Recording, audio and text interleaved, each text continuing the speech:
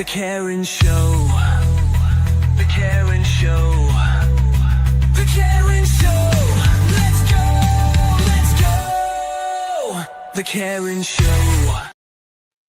Hey, everybody. It's Saturday night in America, Sunday morning here, half hour before 12 p.m., half hour before lunch, except I'm not eating lunch today.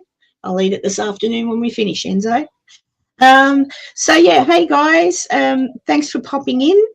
Laura's going to join us shortly. She's going to pop in. And Jonathan, hello. I don't know if you can still hear me. I'm getting back into it a little bit more now, Jonathan, so I need to get you on here as well. And Kathy, hello. And hi to anybody else who's hiding in the background. Yeah, so as you can see by my thumbnail, Enzo and I were having a chinwag yesterday, wasn't it, Enzo? I think it was. Yes. Yeah, and Enzo asked me a couple of questions, and I gave him my answer, and so he explained why he was asking me the questions, which led me to watch an interview with a fellow on Area 52, isn't it? Area 52, an author of a book, a man named Patrick Jackson. He's written a book called The Sphere Network. And so I thought, look, I'll watch it and see, because everything in the paranormal world is sort of stagnant, really. There's no new ways of looking at things. Nobody's coming up with any really great evidence. No one's really coming up with explanations on how strange things happen. You can't blame everything on the dead, can you, Enzo? Not everything. But no. Yeah, I mean, poor old dead people, I'm sure they're tired once they die. They probably don't want to come down here and throw things around, become poltergeists. But anyway, this guy, Patrick Jackson, he's English. And I'm thinking, I've only had time to watch his interview yesterday on Area 52. It was a 2-hour interview, roughly. And you've got to pay attention. Yeah, because they cover a lot. They cover a lot, and yeah, it's fascinating, and it's also, whilst I was watching it, I rolled my eyes a few times, and then I thought, no, don't do that, Karen. Just pay attention. Like, you might come up with, Then there were other things he said that I thought, ooh, could be. Oh, here she is. Hey, Laura. Hello. Hello. Hello. Hello. How are you guys? Yeah. Good. I hope you're all right. You look terrible. You've got a spider on your face and everything. Rough weekend. Yeah, you've lost some weight. Yeah, that's the good part. Yeah. But I like the color of the hair. It's good. Yeah, I was just telling Chat and Enzo that, there was an interview on, have you heard of a channel, Laura, called Area 52? I don't know if you're into it's a good channel, isn't it, Enzo? No, I haven't heard of it, but yeah, I'm into all of that, and I haven't seen any of that stuff. Yeah, I've watched him a couple of times. He mostly sticks with UFO stuff. He does a lot of like the older stories, and does like deep dives on older sightings and old books and things like that, dealing with UFO stuff. This particular gentleman that he had on for the show, that it came out yesterday, so it's a fresh show, that it has a little bit of a crossover between UFOs and specifically poltergeist phenomena.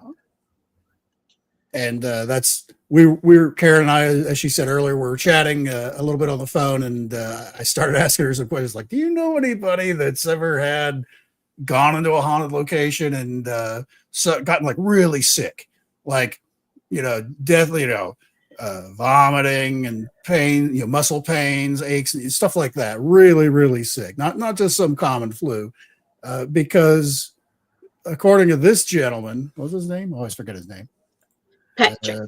Patrick Jackson, who he's written a book. He's got a whole website about called the Sphere Network, where his theory is that a lot of the UFOs you see in the sky, and even like poltergeist activity you would find in a haunted house, are basically these spheres, orbs, if you will, and there's like 3 different classifications and where you would see them, where you wouldn't see others, and stuff like that. And basically, his theory, like for specifically for poltergeist activity, to narrow in on just that part, since that's probably where everyone that's watching that is interested in, that it's these spheres or orbs are sending, they're all networked together. There's like thousands, millions, I don't know, however many there are around the entire Earth. And they're interacting with each other, communicating with each other with like a microwave link. He thinks it's controlled by like some kind of giant sentient AI kind of thing. I don't know where he came up with that or how he could prove that or why he thinks that, but that's that's what he says. And basically there are points on the planet, and he references Skinwalker Ranch, where at Skinwalker Ranch they do have like these random bouts of just high intensity microwave radiation that just pops out of nowhere, like dangerously high, like microwave oven, with the door ripped off, pointed at you high type radiation, with no known source. It's like from the sky or something. And 30 East Drive as well, guys. We're very familiar with that. He says that's another place where these orbs do that. He did a lot of research at that location to kind of come up with some of these ideas about it. But his idea of it is these orbs are in spheres, because they range anywhere from, an inch or two to, 1.5 2 feet. Some of the larger ones for upper atmospheric and outer space stuff. But his thing is he believes they're here to either protect us or protect what they consider their property, which is the planet, which would include us. And that, like in a poltergeist type phenomenon, where the example he gives is, you hear a crash in the room, of the house that you're in, and everyone runs to the room to see what the crashing noise is. They're doing that as a distraction because wherever it was you were standing in the house was about to get zapped by these random bursts of ionizing radiation. And so it gets people to move out. And he says he has interviewed people that after being in a famous place like that, where there's a lot of activity, that they'll have like a burning sensation in their chest and muscle aches and pains and severe headaches and nausea and all that stuff, which you would get from high, microwave exposure and all that. And that's when I asked Karen, it's like, do you know anybody that's had these type symptoms running around a haunted house ever? Because actually, my cousin, that happened to him. Well, there you go. I was just gonna ask you, Laura. What about you? Can you tell us a little bit about that? Well, him and his wife were part of a paranormal group in Arizona. They ran a local paranormal group in Arizona, and they were on plenty of investigations. And one of them, he didn't say exactly which one it was, but they thought he had an attachment because he brought something home, and he was sick for months. Like that, upset stomach, headache, just, dizziness, can't sleep. It got to the verge where, he was almost in tears because he was so sick and couldn't figure out what the heck was going on. And then it was affecting also his daughter. And believe it or not, if guys aren't religious, but the only thing that pretty much stopped it, he said he was in the shower one day and he was crying and holding his head in the shower saying, "Please God, help me. What do I do?" And then it just kind of like, he felt like a wave come over him and it was just gone. Wow. And it made him actually go to the local Catholic church and become baptized. And after that, he was fine. So I don't know what the heck it was. Well, it's all really weird, isn't it? Because my answer to that question was no. I've had people tell me they've felt sort of the heebie-jeebies when they've left or whatever, but I've never really had anyone tell me that they've been very, very ill or anything like that. I've certainly heard stories of other people, not to what you've just said, Laura, but just not feeling great. after they leave and feeling a bit down, and same thing, like more like a negative, just a negative feel to it all, but not sick, like just mentally, whatever. I don't know. See, and I've never, I don't think I've ever had that. I've gone to places where, I've had, felt bad at the time in the building, as in like the history of it, like not scared, not, oh, there's something about this place. Although you do get it in some rooms, don't you, Laura? Like you go into a room and you might be in there for a minute, come out, go back in, and the atmosphere is a bit different. But nothing mold does that to you too, though. That's the thing. Well, that's the thing. Yeah, you've got to be careful of the environment you're in. So it was very interesting that this fellow Patrick was saying that. He had a whole heap of other theories too. Like, it was mind-boggling. I feel like I should be wearing a tin hat today. I know Enzo's got one. He should have it on for protection. One. So that was that guy, and because he was talking about 30 East Drive, and we know, Lee, for example, from Three Spires Paranormal, the boys at look, a Parple's been there, I think. Like, there's a lot of people we know that have been there, and unless I don't listen properly, I've never heard any of them say that they've been really sick from going there. I could be wrong. I did ask Lee. I sent Lee a link to the episode. I have asked him to watch it and let me know what he thinks, because I'd like to know what he thinks, because he's been there many times. So this guy was basically saying that the paranormal, the poltergeist, like Enzo said, poltergeist activity is caused by this sphere network. And then he's alluding, like, I'm thinking, well, who's controlling that? So he thinks it's a big AI system that's been here since before we were ever thought of. And he believes it's controlled by AI, or, because he did say, or something, or someone else, someone who so aliens would be my best bet, as to what he it's basically it's an alien security system for the whole planet, because he goes on to describe the three, there's like three different sizes, the smaller ones that you would see, that's your ground level in and out of building stuff. There's some slightly larger ones, that's your treetop, lower atmosphere stuff. And then there's the larger ones, which are upper atmosphere and space stuff. And they showed a video. It was only like a few seconds during the interview, supposedly, of someone. Basically, these things are chasing after. They're chasing off other UFOs. Yeah, and actually getting into like dogfights in the sky with them and shooting them down. That's where he says, these craft that we've got that have crashed, it's because they were shot down by the sphere network. We just have that's what he reckons. And he had, like, I suppose we've all heard the story of, was it the Russian nuclear plant, or the Russia army plant? They had the nuclear bomb, or there was something, and aliens shut everything down. Well, there were a couple of instances in the U.S. at ICBM fields where they've got all the different missiles, ready to launch, kind of a thing, back in the 60s, that, this strange light appears over top of the base.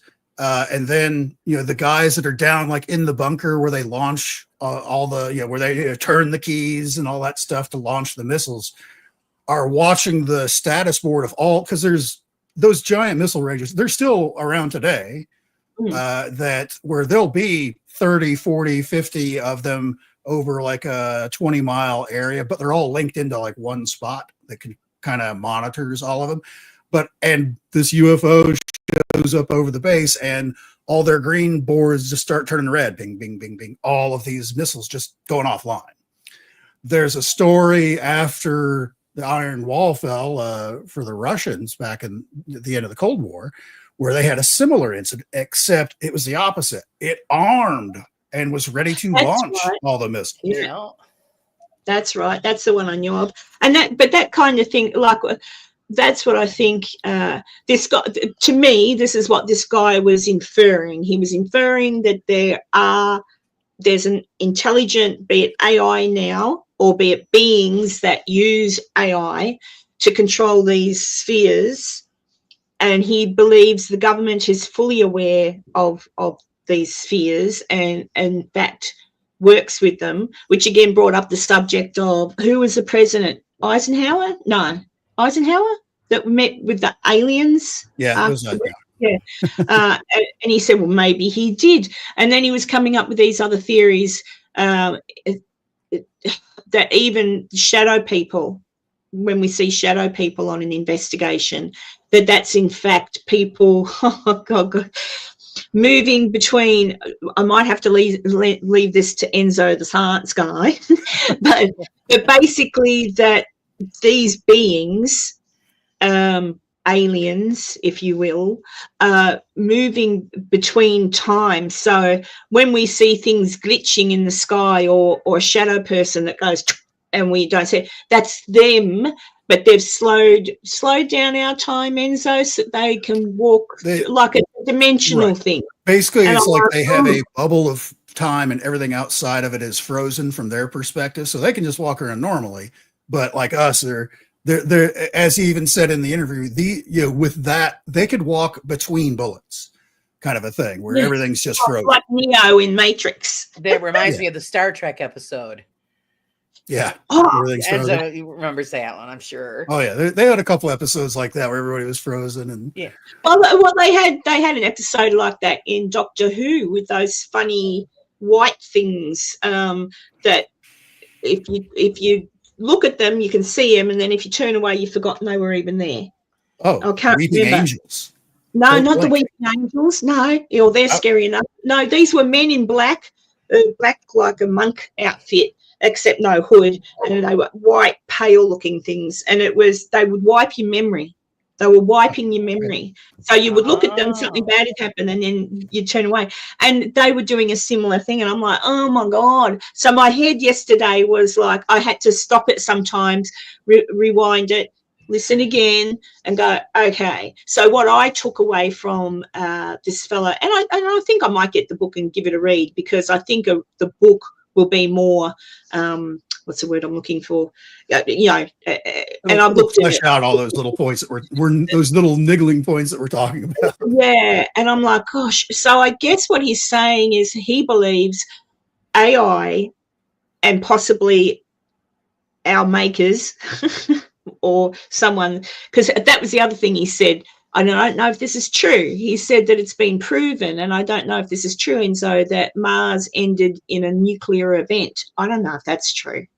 Well, isn't that there's there's soil samples and stuff that they've taken through various probes over the years, and there's one whole side of the planet that has a very specific radioactive isotope found in the atmosphere and in the dirt. The only way to create that isotope is from a nuclear explosion. Yeah. So I'm wondering, therefore, when he said that, and it was actually my dad told me this years ago, and I'm like, oh, God, Dad, bloody hell, what have you been smoking? But this was years ago. He said the same thing, which we've discussed anyway, that quite possibly life on this planet started on Mars. So Mars has gone to hell, and everyone's popped over here on a little ship or whatever they've done, and they've thought, right, we're going to do this again. We're going to do this again, and let's get it right this time. Except, well, obviously, we missed that one. Yeah. Yep. We missed that one. But he was also saying about the dinosaurs. Like he believes that we're the keepers, like we're the, what did he call us? Empty vessels, that basically they don't really care about us. They don't give a crap what happens to us, but what we do helps them up here, except that when we start to not help them, they're going to get rid of us. And he said his idea was the dinosaurs were probably one of their first inventions before humans, and they just got a little bit too, and that's what he said, they got a little bit too wild and weren't doing the job, so they annihilated them. And I'm thinking, oh, what? And then created us.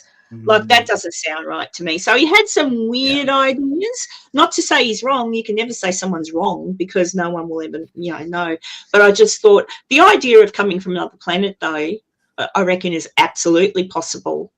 And with all of these finds on all these ancient places that we're only just now realizing are older, like in Egypt, you know, a lot older than what we first initiated. Like they're the only things. I was saying to Enzo yesterday, the only things left, if we all get annihilated tomorrow, all humans are killed tomorrow, I'd give it 10 to 20 years before all of the current buildings we live in are just almost rubble on the ground, because they're made of bloody cardboard nowadays. Nobody Yeah, for regular houses for sure. But I think it's maybe History not Channel or Discovery Channel, one of those. They have like a whole series that they've done called Earth After Man or something like that. Oh, yeah, seen that, yep. Whatever the scenario is, where basically all the humans just disappear, how long would the Empire State Building remain standing? Things like that. Stuff like that. That's going to be around for a couple hundred years, but eventually over time, everything's going to fall apart over less than 1,000 years for sure. Right. Oh, yeah, because also they mentioned how the planet will just reconsume everything that was left behind. Yeah, tectonic plate action and earthquakes and tidal waves and floods and stuff like that. Over a long period of time is going to erase kind of everything, unless it's made out of just bedrock, like the pyramids. Which isn't exactly bedrock, but if it's not made of hardy stone, it's not going to last.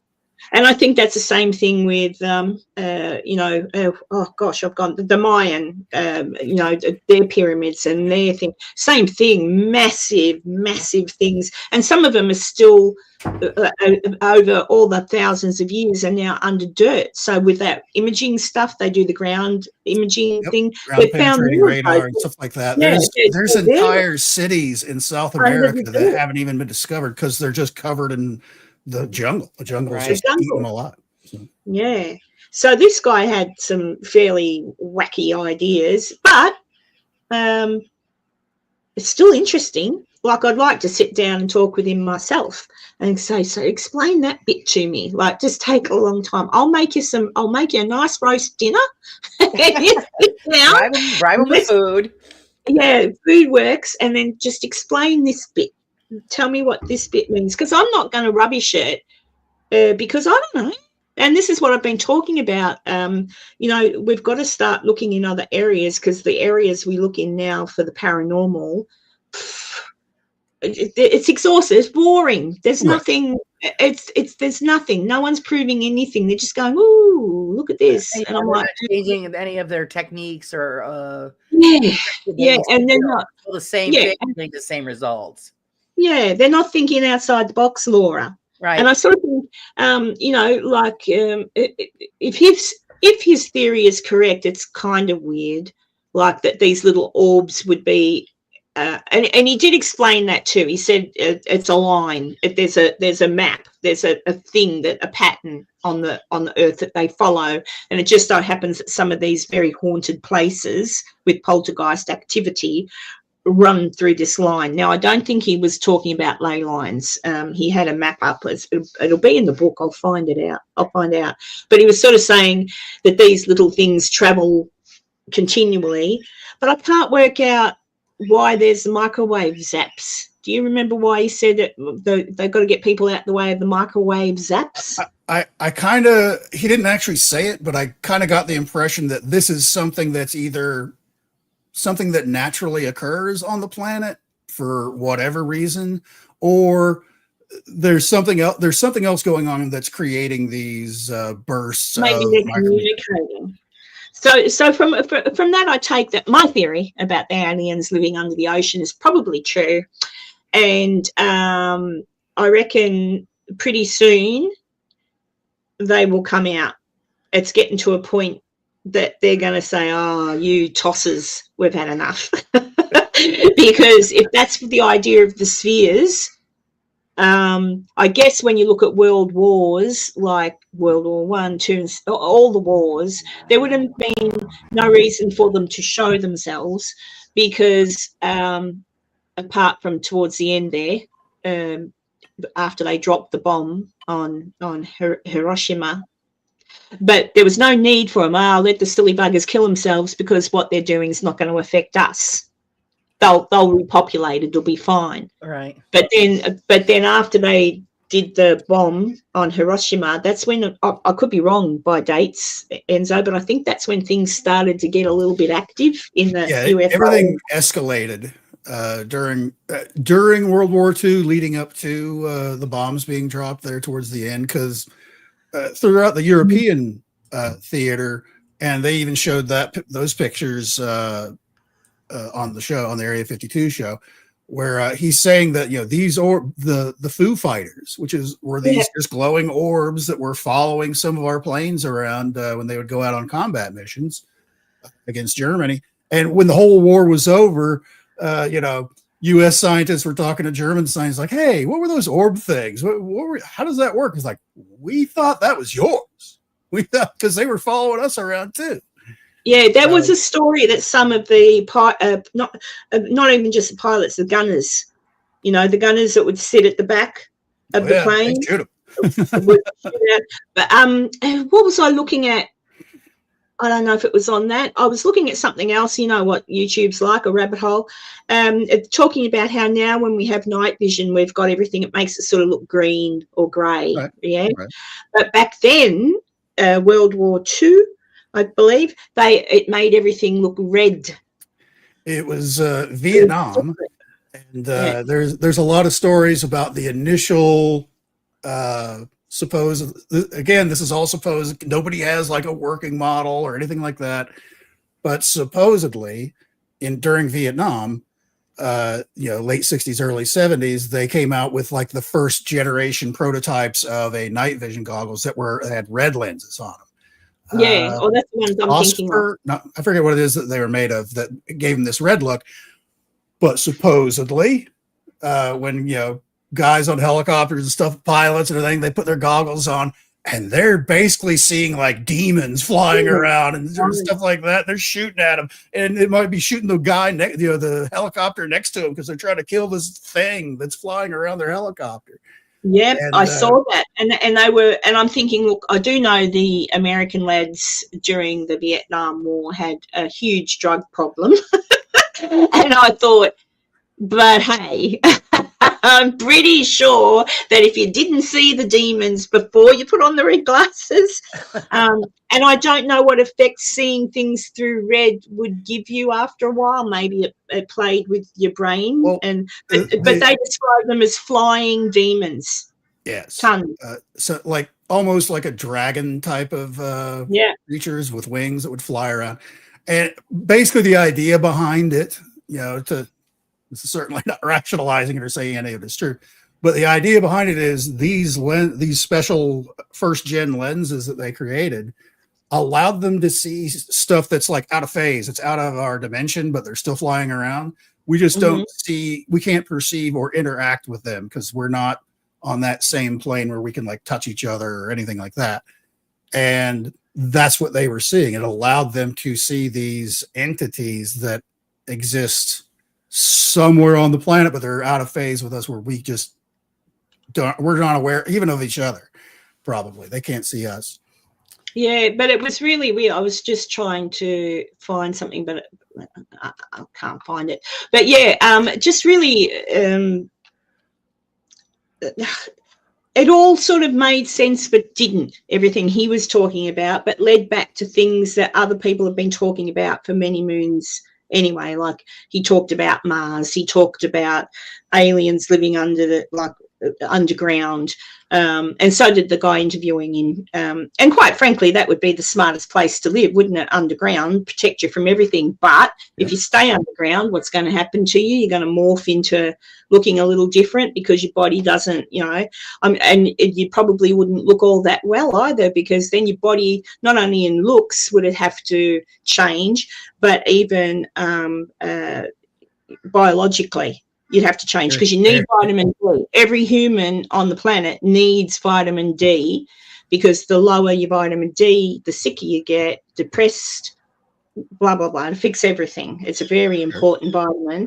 And the only way you get that really, truthfully, is through the sun, exposure to the sun. So if you live underground, I don't know, maybe those lizard people are more real than we think. Oh, you don't know. I don't know. Have you got any thoughts? If humans were to start living underground like that, no matter what your genetic makeup or what shade of color your skin is when you go in, over generations, all that's going to drain away because there's no sunlight that you need to protect yourself from, so that you're going to get very pale and very very pale. gaunt from the lack of vitamin D. Over time, your body will eyes adjust. are going to get, you're in the dark 90% of the time, unless you're Right. somehow generating light from something else, burning it, or you run across some kind of glowing fungus or something like that. That's something that actually exists. There are I glowing. know, they're really pretty too. Yeah. Where you have something like that would be your source of light. So you're going to be very low light conditions. So your eyes are going to adjust to the point where you have a more wide open iris, basically black eyes. Basically, I'm leading up to a description of the grays. Yeah. It kind of would look like that. But Yeah. doesn't explain lack of sexual organs, doesn't explain the lack, No. telekinesis or whatever, telepathy. Although I did see something, and I never looked because I'm not.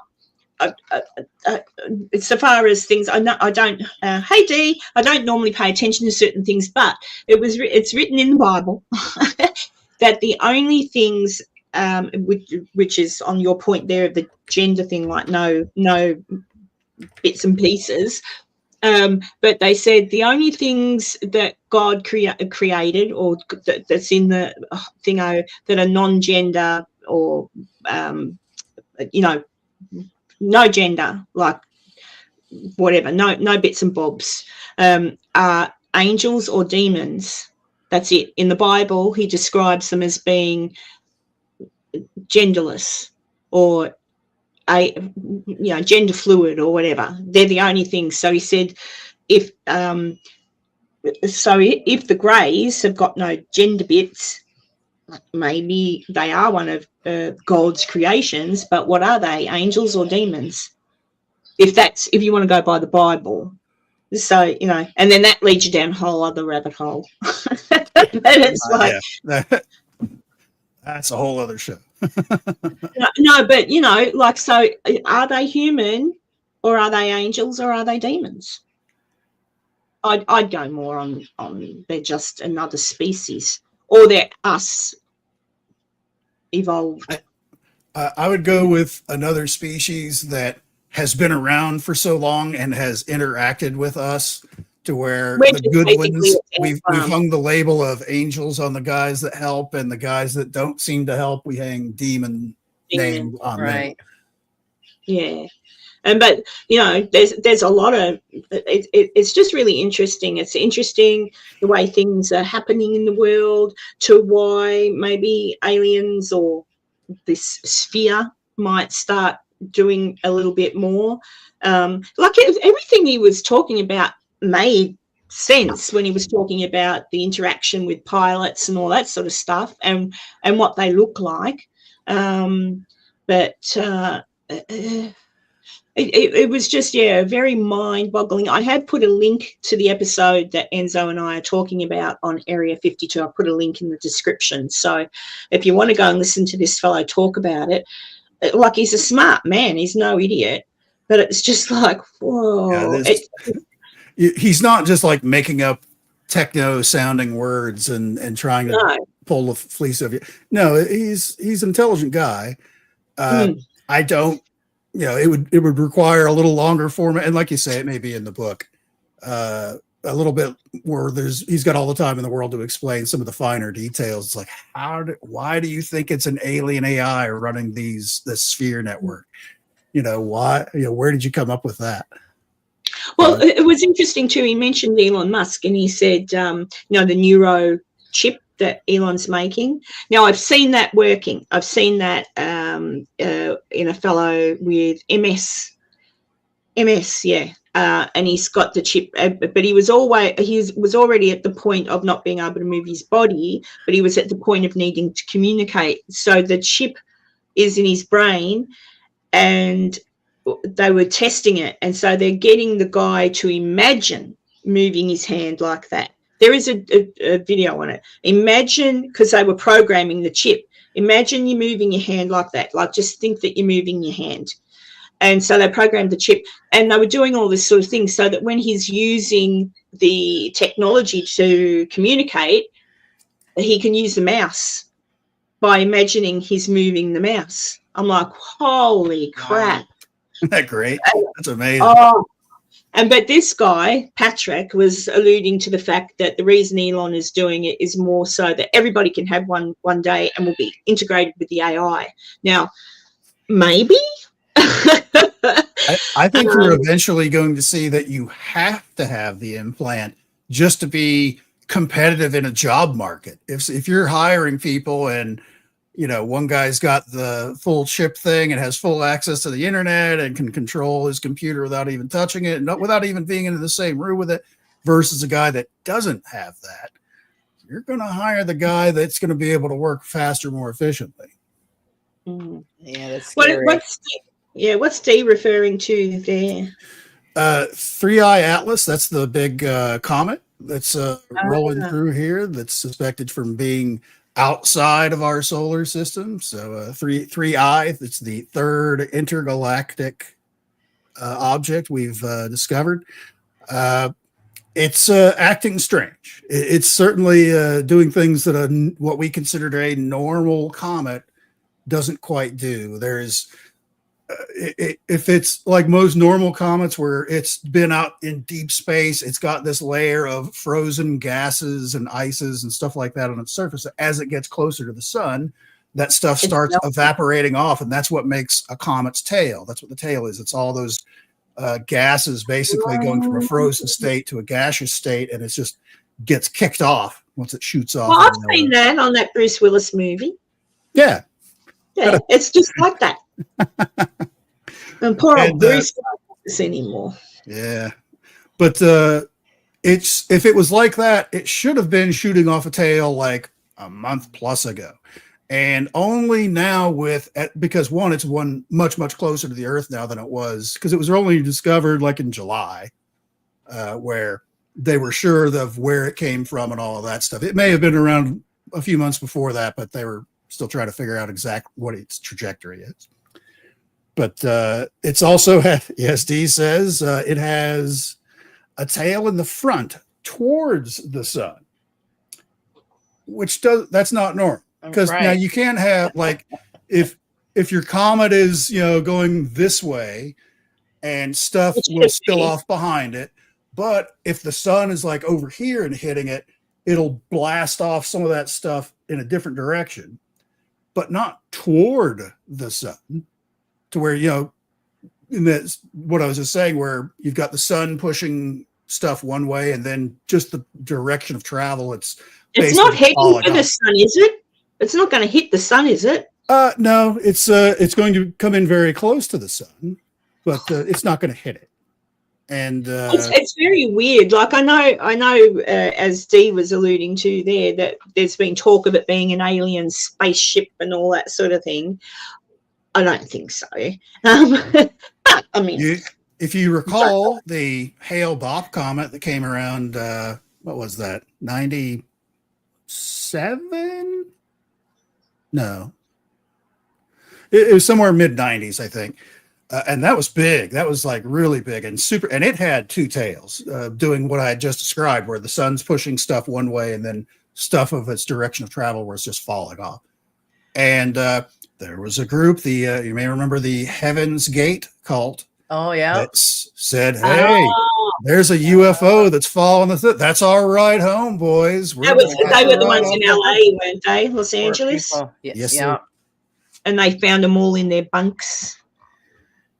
Their little Nikes or whatever it is. Yeah. And took drank their Kool-Aid or whatever it was. They drank the Kool-Aid and got into bed, and the guy said, "Don't worry, I'll take you." That creepy Applewhite, that guy is such a creepy, just super that he had like the short cropped white hair and those blazing blue eyes that he was just, and then they were crazy eyes where you could see the tops of bottoms of their iris where they're just, because their eyes are open. And Julie says 1997. Okay. Yeah, that's right. I mean, it's so weird. I just, I don't know. What are your thoughts on it, Laura? Got any thoughts? I don't know. It's just, it's kind of odd. And well, you say the tail is in a front end, and if it's pointing towards the sun, I'm just wondering if it's some sort of, if the sun is a source of energy for whatever is going on. Well, it's moving very, very fast. I'd have to look it up for the exact speed, but in the hundreds of kilometers per second kind of a thing, where it's fast. It's the fastest known object that's ever been witnessed from passing through our solar system. So when's it supposed to get here next year? Its closest approach to the Earth will be the end of October, basically around Halloween, but it'll be on the opposite side of the sun from us, so we aren't going to be able to see it. So towards the end of November is when it'll pop out the other side, and that's why if it's going to make a move, if it's an intergalactic spacecraft that's just falling into the gravity well of our solar system, if it's intending to stop or whatever, it'll use the sun to do that. It'll loop around the sun real quick. And that's actually one of the theories about why is there a comet tail pointed towards the sun? It's slowing down. It isn't slowing down. It's doing a lot of stuff that we're not used to seeing. But again, this is only the third one of these we've ever seen. So I would expect a little strange. That's a big universe, but it's all rather fascinating, a bit scary. But so long as if it hits the planet, so long as it, like, I look up and go, oops, bang. Yeah. There's nothing we can do to change it. So just there's nothing we can do to that. Nothing you can do. But that's the way you sit on the roof with the bottle of whiskey. That's about it. Yeah. Because I've had people ask me, well, what will we do? Nothing. Die. Yeah. There's nothing. Not on that size. Just sit down and enjoy yourself. Well, I've planted. I've got my chickens. I have planted. Oh well, beg your pardon. Finishing it today, planting some vegetables, and I figure, well, there you go. At the end of October, if anything happens, at least I've got chickens and vegetables. I'll have to catch some water when it rains. No more coffee, or unless I want to drink it black. I've got a little fire pit outside. I can use that to boil up water. You have to do what you have to do. But I keep making those jokes about, well, if there's really aliens, and that's the other thing. If we're controlled by a sphere network, AI, can they hear us? Probably, I don't know. So, when people speak to the sky and hey, blah blah blah, is that who we're speaking to? Who are we talking to? Who is it? Who is it? Can they hear us? If they can do that, then they know things are happening. How do they know? If it's just something that happens, his theory that goes through these haunted houses, and it's just something that happens, how the hell do they know that someone's in the haunted house unless they can hear and see them? So if they can hear and see them, what else can they hear and see? I already asked him yesterday. I haven't checked it yet. And so I already asked out loud yesterday, hey, listen, you guys, if you can hear me, I'm going to get a Chats Lotto ticket. Make me get one that's got winning numbers in it.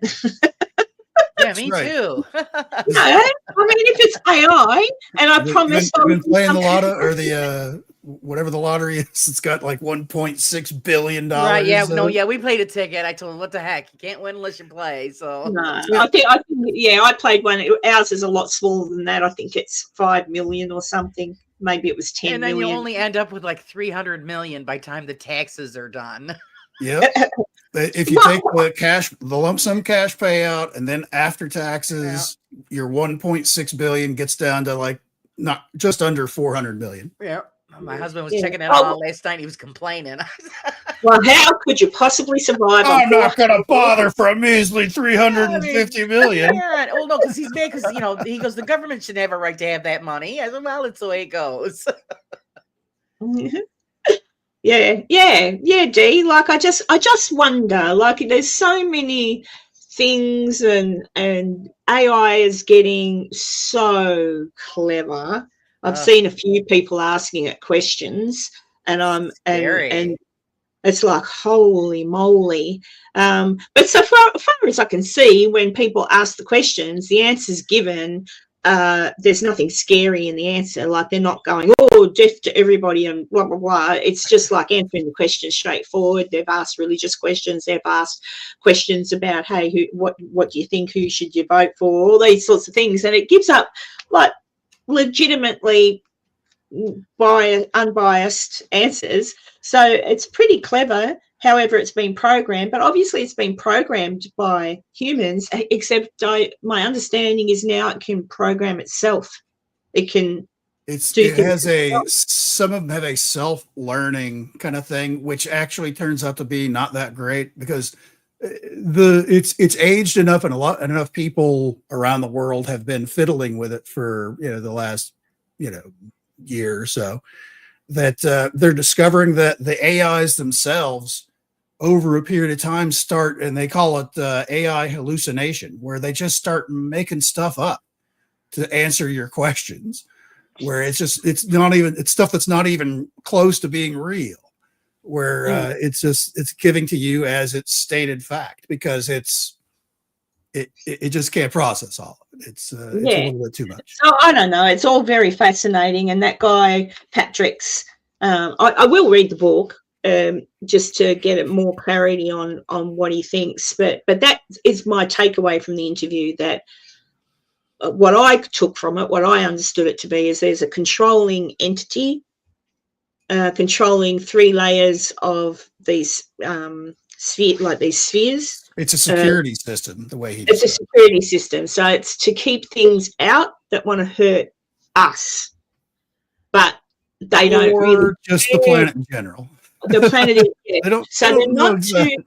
It's not like someone has a story of, man, this sphere saved my life in this car accident. No, stuff like that's not happening. No, and then the other thing I think too is.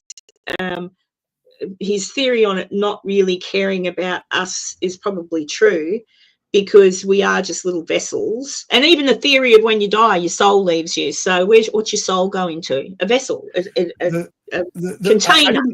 I'll admit, especially like the first part of that interview, I wasn't. It didn't have 100% of my attention, because I was actually playing a computer game.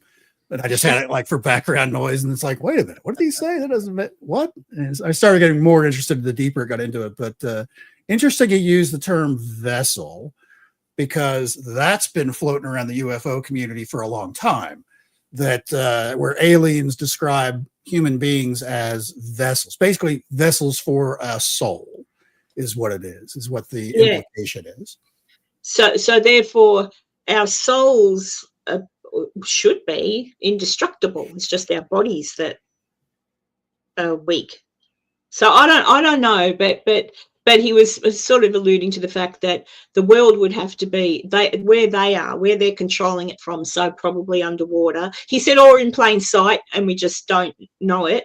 But wherever they are, they won't want that harmed by a nuclear event. So that makes sense. But then I think, well, if they're so clever with their AI and protection and stuff, why can't they just destroy all the nukes anyway? Close them down. Every time they try to turn a button, close it down. I'll just do a fast Google search. How many above ground nuclear detonations have happened? Oh, the French did a lot out here. Oh, no, near us. Him up. There have been 526 atmospheric nuclear detonations out of a total of 2,056 nuclear tests conducted since 1945. That's the whole planet. That's Russia. That's China. That's everybody that's invented a bomb and wanted to test it out. Where were they stopping all of those? I had no clue that many. Wow.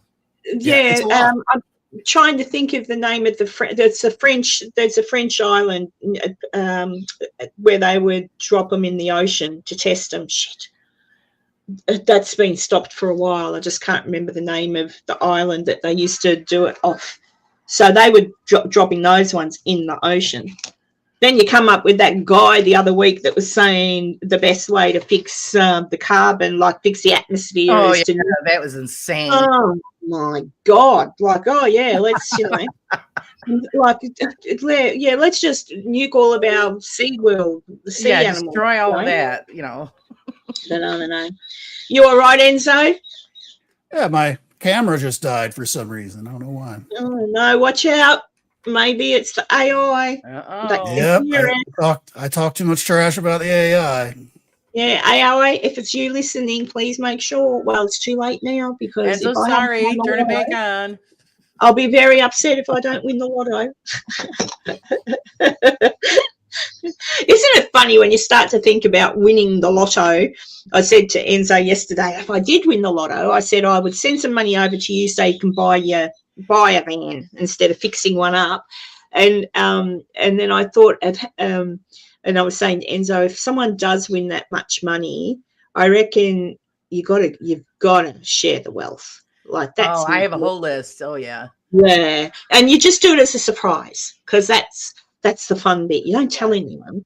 You just do it as a surprise. All right. I always said that, yeah, that we would pay off all of our friends and family's mortgages, and Yeah, I would give a stuff like big that. chunk like St. Jude's, and Yeah, I'd know, buy all of Virginia City, and then invite all my friends.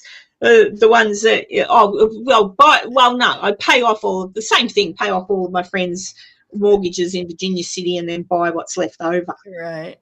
It could be. We always said that we would help out like all the local soup kitchens and oh yeah, stuff like that. Stuff like that. Just load them right up with stuff that they need for the homeless. And, yeah.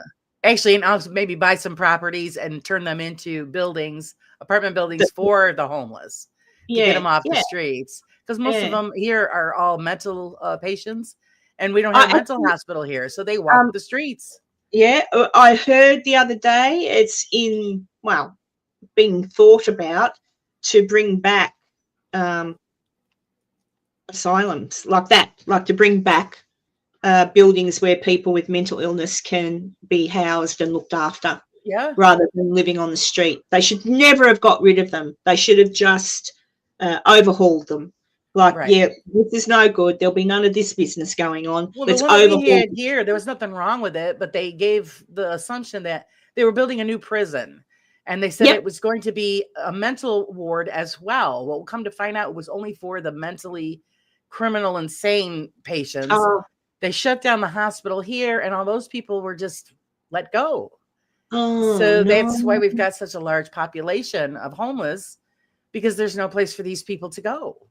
And those poor people, they can't look after themselves. That's why they're living on the street and can't have their medicine. And we've got a lot of buildings here that are just empty, and there's no reason why they can't set it up, for them to live in.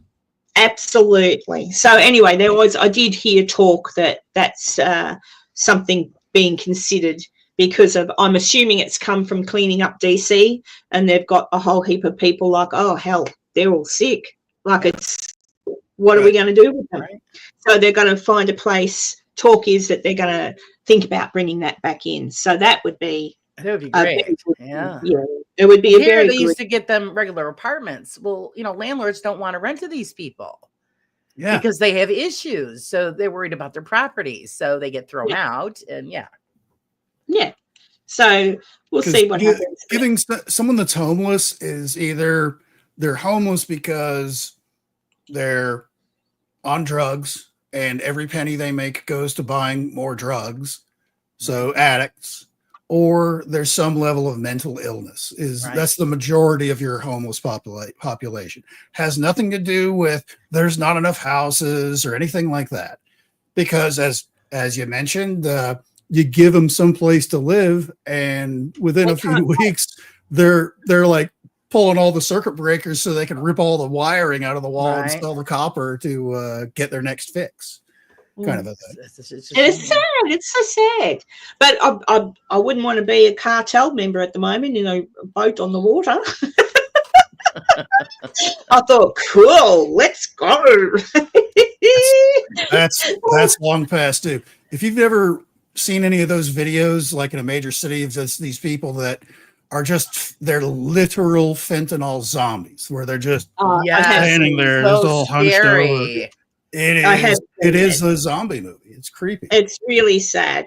It's sad that those people have gotten to do that, but I think it's my understanding too that a lot of that is hidden in other stuff, and yeah, I don't know, but it'd be great to get it all fixed. It'd be great to have places for them to actually, even the same thing here in Australia. There's people with issues, dependencies, be it alcohol or drugs, who want help, but there's nowhere to go.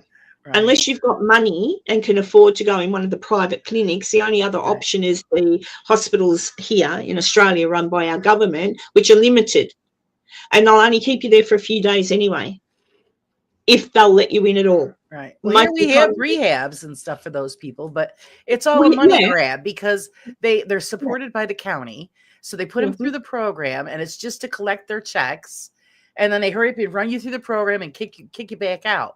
It's a vicious cycle here. So they're not really helping anybody. They're just getting the cash. Whereas they could have, I've got a friend here that feeds the homeless. She goes out all the time. She's out every day of the week feeding the homeless. And she's come up with some ideas, which I do believe she has sent those ideas to Mr. Trump. Because she wants those ideas. Our government's dragging their tails, but she basically wants to set up little cities, not tented, little buildings and stuff where the homeless, rather than sleep in the park, the homeless come to these little areas. There's people there to help them and assist them, and they go through a program. So they'll go through the program and get the help, and they stay there for 3 months. Like she's thinking it could be a 3-month cycle. So they come in, they do the cycle, they get the help they need, they get pointed in the correct direction for assistance with their dependencies, food, they're part of a community, so they do have to help do things like not just come in and sit and that's it. You're helping. It's a community-based thing. Right. And then from there, hopefully can get back out into society. And it's a really good idea. Of course, nobody wants to do that because all of these homeless shelters and homeless people that are helping the homeless and all this, like you say, they're making money. Yeah, that's what it is. They're not doing anything to help anyone, but their CEOs are certainly driving around in bloody Porsches and stuff. Oh, yeah. So, but anyway, be good to see. So, AI sphere people, fix it. I just reckon they should. Yeah, Dee was saying we don't pay tax on winnings here in Australia. She's correct. If we win the lotto, it's classed as, I suppose if you won the lotto every week, but yeah, it's classed as a one-off sort of a thing, so you don't pay tax on it. They don't, no, we get wiped out. Yeah. So some of the states really go crazy, but oddly enough, I don't think California takes as big a chunk as you would think. I don't even know if they do. It depends on what the lottery is, I think. But because I was reading up on it earlier this past week when I was plotting my own $1 billion lottery winning. There you go. But I think California, I think they're like Dee says, where I don't think you pay anything for that. I'm sure they get you down the road for some other way. There's always a way. Because California taxes are bananas. New York wipes you out. And then you also have to, which my husband thought was wrong, that if you win something like that, the lottery, you have to go through the press release. Your picture has to be shown. Yeah. Everybody knows your address. And that depends on the state, too. Because like I live in Kansas. You can claim anonymously in Kansas. Oh, see, here in Australia, it's dangerous because you don't know who's going to steal your house. Hey, I just got $350 million. Come rob me. They always tell you if you kidnap my kids. In New York, you win, you get a lawyer, and then you disappear for a couple of months. I'm trying, Dee. I'm trying to manifest my winning. I was talking to Enzo about all this sphere business yesterday, and that was my thing. Like, if they can control stuff, if it's like even like what do they call it? Like we are in the Matrix. And I'm like, come on. If we're in the Matrix, could they have not made my life a bit like? Could we all not be adventurers? Could we all not be scientists and movie stars? And I wouldn't want to be a movie star. I don't like movie stars anymore.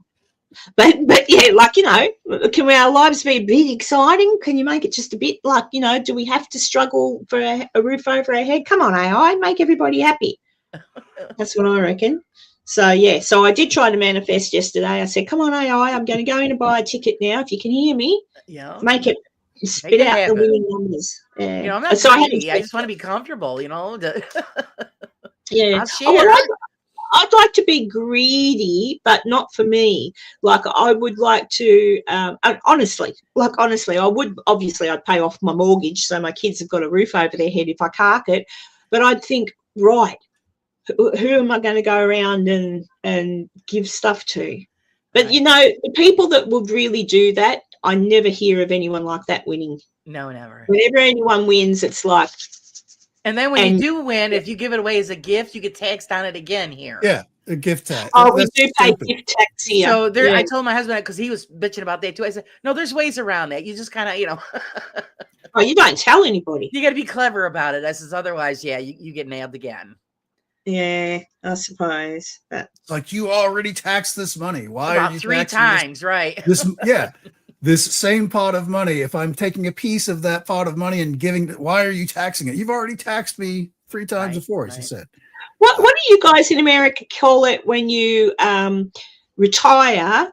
Oh, would you call it a pension? Like we have here, we have a thing called superannuation, which we pay into our employers pay a bit, and we pay a bit into like a savings account for when we retire. 401k. 401k, that's it. Yeah. Well, I don't know we also how it have works. Social Security, which is the classic version of that, which Yeah. the payout is nowhere near as good as like any random 401k would be, but that's through the government, where they take your Social Security money out of every single paycheck you have. And if you're lucky enough to survive until, what's the retirement thing now? 68? I think they're going to be, 68. They raised it to. Because they raise it every 10 or so years, they raise it a few more years because people are living the same longer. here, 60. D might know. Yeah, they want you to 67. work till you're dead, and then the money. Pretty much, yeah. That's what their bet is I'm betting you'll die. Right. You'll pay all this money in and die before you hit 68 to collect on it. Yeah, but we do the same thing here. So we pay our tax on our income, and then when we get our superannuation or 401k, we've already paid tax on that money when we've earned it. Right? So we've earned the money that week. We've paid tax on the money that week. The employer puts the money in, we put a little bit of money in. But when it comes time to retire and get that money, we've got to pay tax on it again. Yeah, so do we. It's like an assholes. So do we. Like assholes. So, yeah. Yeah, I think it's 67 here in Australia, so not far away from you. But I'm sure that'll rise eventually because people are living longer, and you can't, healthy 67-year-olds, and there are some, don't want to not work, you know. So I think it should be, maybe it is, but I should think it's a choice. 67 is retirement age, but if you want to keep working, you can. And if your employer wants to keep you working, they can. They shouldn't have to say, "Oh, well, you're 67. Here's the gold watch." Nowadays, here, you could still retire and then have a job as well. Yeah, which is nice because unfortunately, you never make enough on the retirement plan because the cost of living is so high. So that's why it's hard to find a job. The younger people, because the older people really can't retire because they can't afford to live. Well, I hope that gets better soon.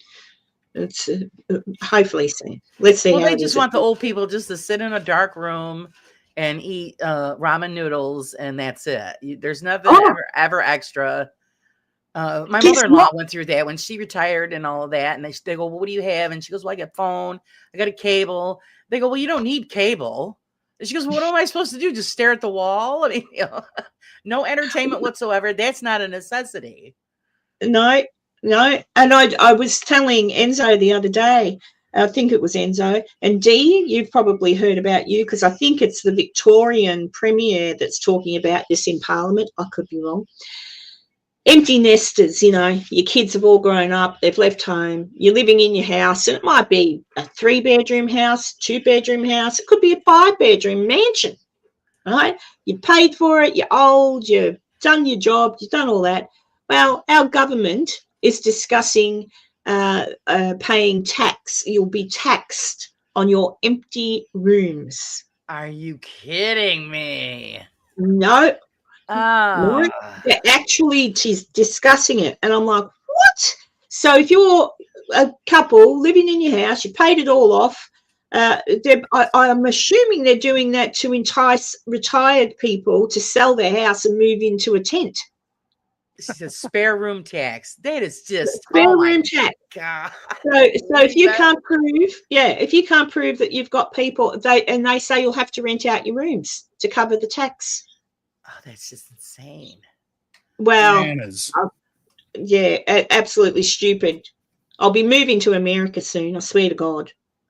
Well, I just became an empty nester this year. My son bought his first home and moved out, and There's land for sale in Virginia.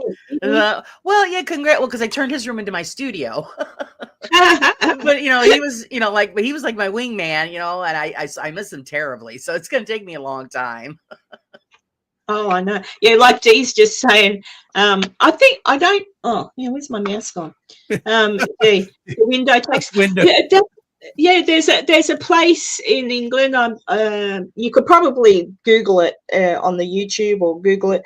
There's a house, and they couldn't work out why its windows had stuff in front of it, and it was because of a window tax. You got taxed on how many windows you had in your house, so they boarded it up. They can't get. You're also. I think they're also taxed for like having a screen on there to keep bugs out. Because nobody has air conditioning in Europe, anyways. Right. Yeah. And if it gets warm, and you want to open up some windows, let's get a little cross breeze going. You're going to have every bug in the world coming in because you have to pay extra for the screen that would go in front of there. That's crazy. It's bananas. Well, didn't you say that they were going to charge you guys for a sun tax because of solar power? Yes. Did they go through? I think it did. I don't know, but yeah, that was the other thing. If you've got solar power, they're going to now get an extra like sun tax. I'm like, what? So I'm like, oh my Lord. So it's really ridiculous. I just can't work it out. These rich people who run our countries, it's our fault. We've opened the basket. I'm waiting for the air tax, guys. That's it. Oh, there will be. There'll be a tax on breathing air next because I don't know, to cut down on carbon emissions. Yeah, you're exhaling carbon dioxide every time you exhale. So that'll be too bad if you get told. They'll tack it onto your gym membership, so everybody's just going to turn fat and slobby because they're not. It's just amazing, and I'm like, oh, what? And they were thinking of bringing in.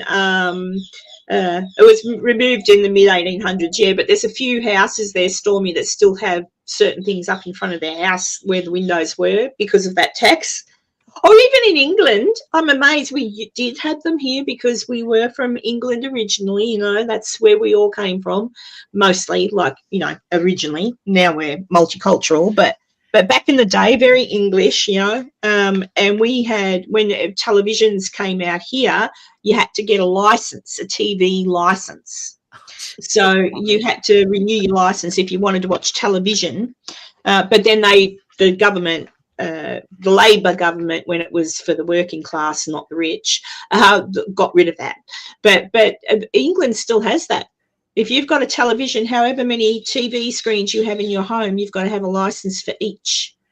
And that's apparently my understanding. If there's any English people watching, my understanding is that the TV tax that you pay is what funds the BBC, the British Broadcasting Corporation, I think it is.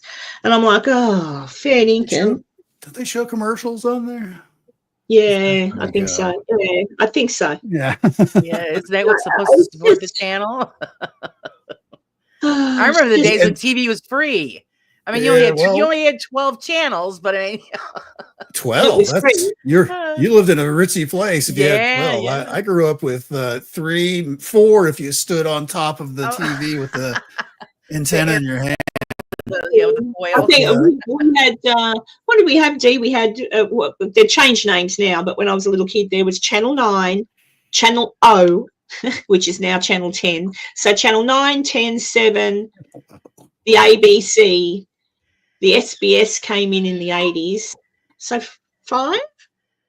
I don't think I've missed any. 9, 7, 10, SBS, ABC.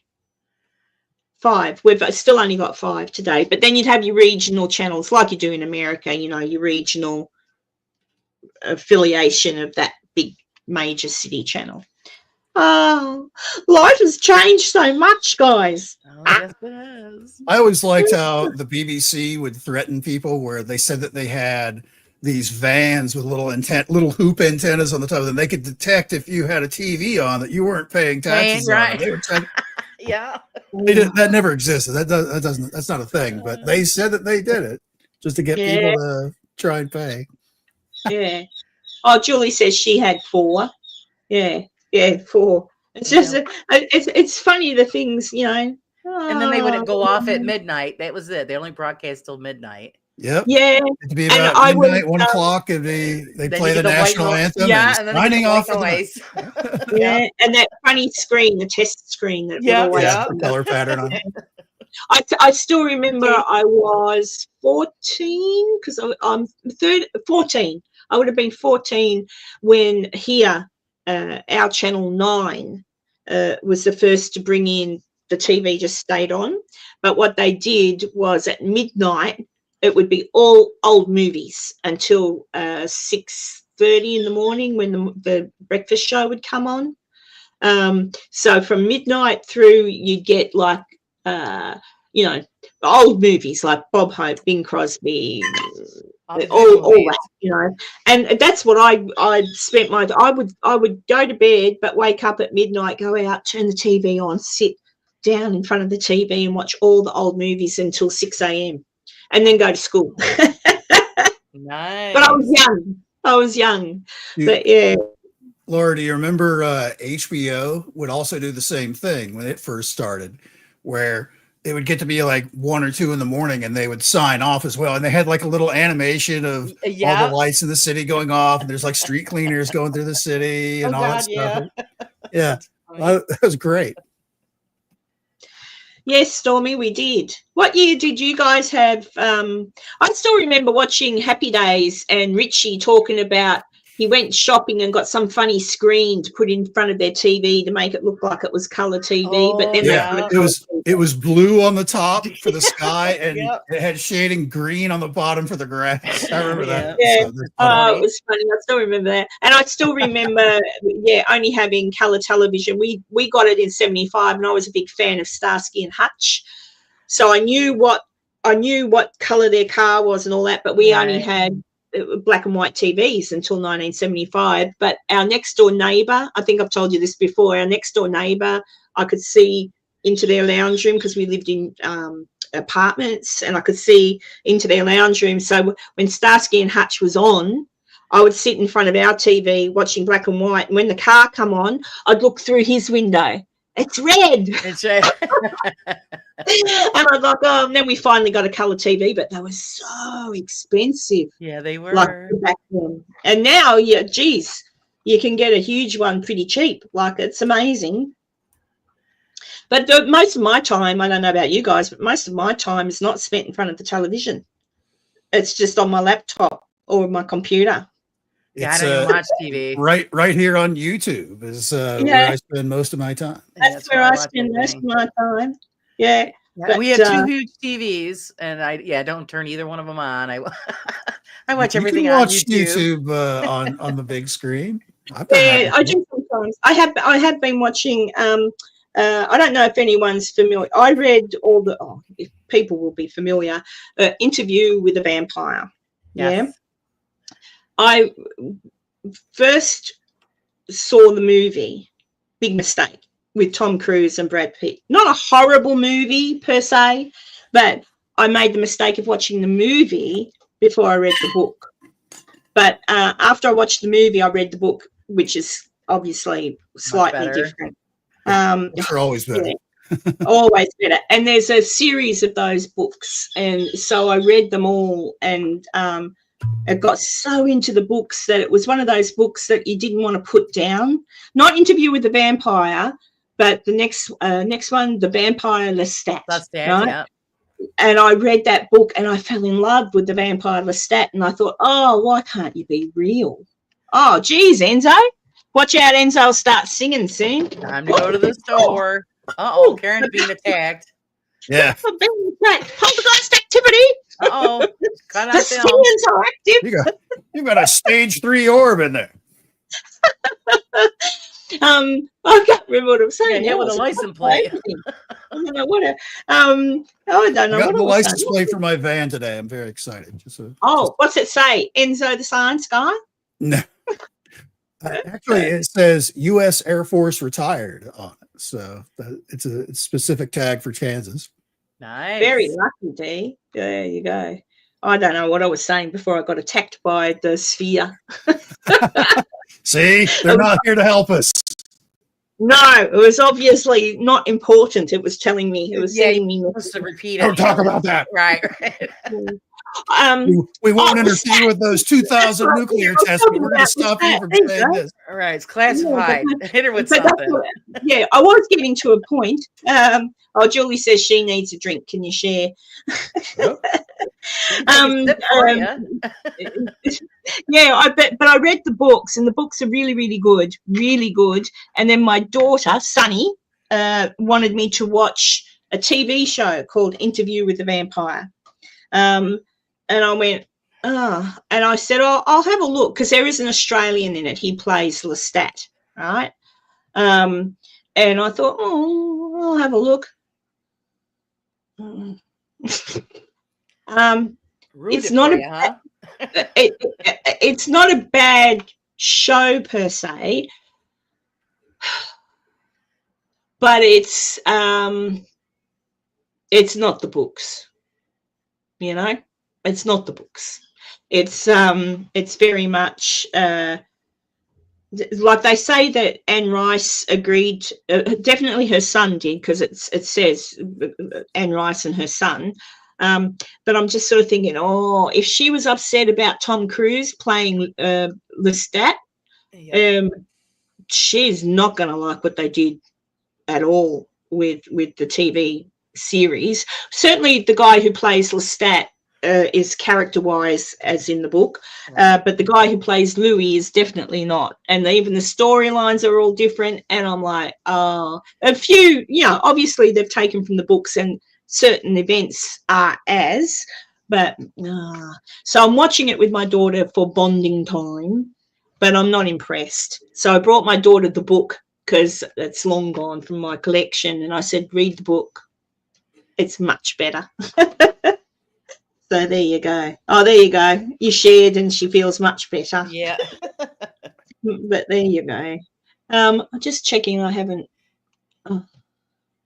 Oh, Jessica won't be joining us because she's been detained at a wedding. Imagine being detained at a wedding. Detained at a wedding. I mean, she got shanghaied into the chicken dance. She probably did.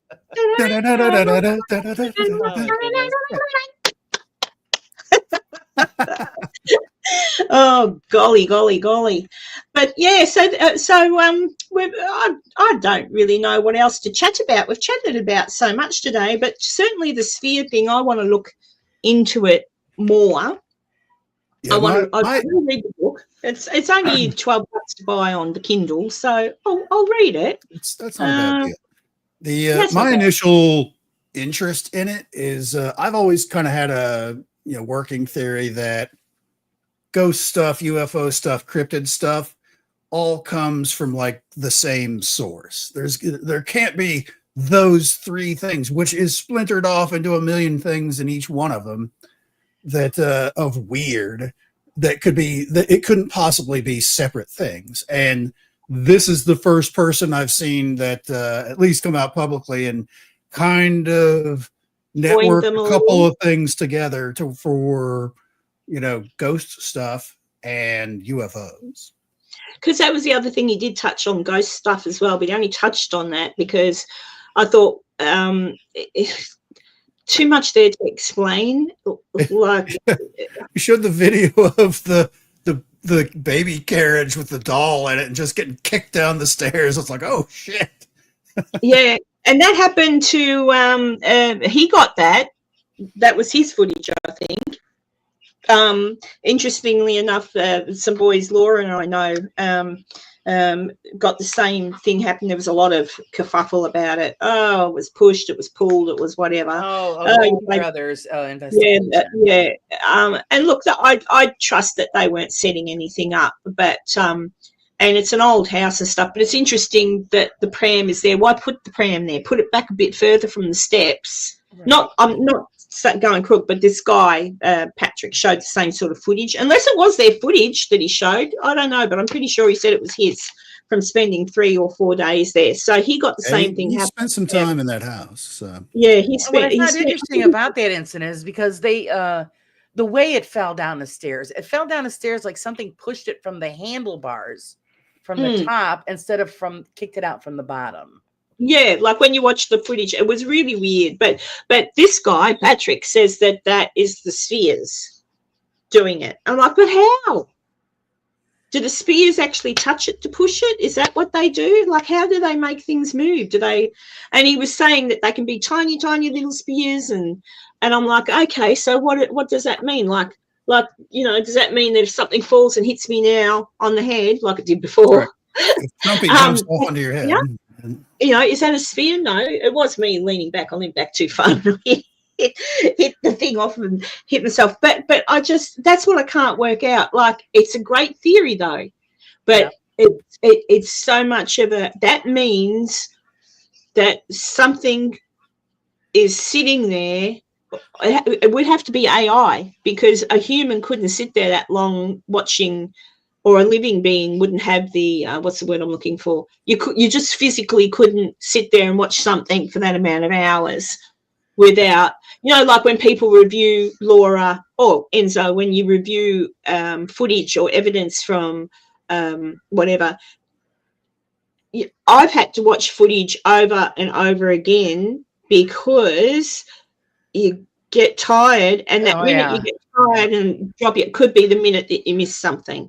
So you go, oh, and you go back. Or it could be just recently, yesterday, I discovered 2 old cemeteries. So we went and visited them. And as I was walking through, taking video and doing recording, actually something touched my hand. Ooh. And I was looking at my hand at the time. So it wasn't a bug. And there was no breeze, and I proved it by pointing the camera because there was a flag. The flag wasn't moving. It wasn't a hair, because I was looking at the hand. So it was something, I don't know what it was. I mean, I'm not going to say, paranormal, but what was it? And it was just a light stroke down by my thumb. So it was really odd. The orb likes it. Yeah, something did. Touching it. That's what I meant. I don't know. And I do know, despite the fact that I've gotten all like, nothing, just because nothing's happened to me, and things have happened, but I still question it, if you know what I mean. Right. But it doesn't mean, so people say, oh, you have to be open. And I think I couldn't be any more open than going somewhere by myself. I mean, if it was at nighttime, then I would have thought spiderweb instantly. Yeah, like nighttime. Yeah, and that's this was in the afternoon, or actually it was in the evening, late, about 5-6 o'clock here. So it was just becoming dusk. And like I said, I was looking at my hand at the recorder, and I could feel it run its finger, whatever it was, down my thumb. And I'm like, oh, that was weird. What the hell was that? And there's still so much that this guy's theory. There's a lot of holes. It's a good theory, and maybe it is what's happening. And maybe the government really does work with the aliens to control the world, but I kind of doubt that. I don't. How would that even work? No, and I honestly think by now, if there were such a thing as these if they were talking to governments, who's in control then? Has the government taken over control of them and they're scared of us? Has the government taken over their technology? Like it just opens up it's a can of worms. Like I get it, and I don't the get thought that the United States has hacked the alien AI that's been guarding the planet for thousands of years or whatever it is. Like, Yeah. I don't know about Oh, that. That's what he was implying. Yeah, the guy was implying that, and it was at 30 East Drive. I'm sure he said it was 30 East Drive. Someone, I could be wrong at the place, but he said someone, not him, got a glimpse of someone. I'm sure he said it was there. A glimpse of somebody who appeared in front of him for a split second in uniform of some description and then disappeared. And when he described the uniform, it was a Space Force uniform. And I wouldn't know what a Space Force uniform looked like. I should Google it. But I'm like, well, Okay. so I don't know. So he's implying that all these ghosts and things we see possibly, which does lead into the dimensional thing. Like I still go with, well, we know so little really, as much as everyone pretends to know a lot. We know so there are strange, weird things that have happened and been documented, and you think, Right. how? Well, Right. my thing has always been that whatever the truth of all of this is, like if it's my theory that ghosts and cryptids and stuff, UFOs are all kind of the same sort, it's going to be a weird explanation that's going to be hard to believe. Because no matter what, there's no way around it. It's going to be weird whenever that truth comes out. And it's going to be something that's going to be hard to accept for a lot of people because it's so weird. If it was something simple and easy, we would have figured it out a long time ago. Right. Yeah. Even my own UFO experience when I was a teenager, it was broad daylight when we saw it sitting in the sky. And this was my husband. We were dating then, and we were walking to my house, and we seen this saucer-shaped thing, black, in the sky, clear sky, no clouds, and you seen what it was. And it was just sitting there, stationary. And I made a joke to him. I said, oh, God, the aliens are here to pick you up, take you home. And we were just watching it for about 10, 15 minutes. And then when we turned around and started walking, we turned back to look, and it was completely gone.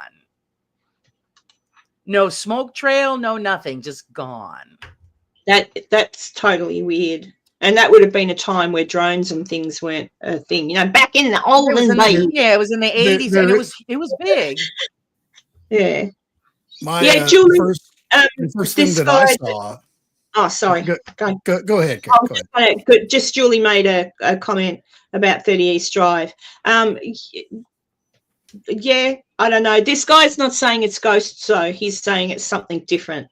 Like he's saying it's.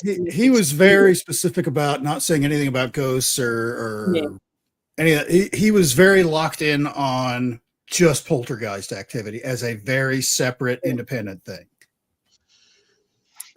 But what I was going to say is, as far as like looking away and it's gone, was what happened with me with my first UFO sighting when I was a kid. I was like 10.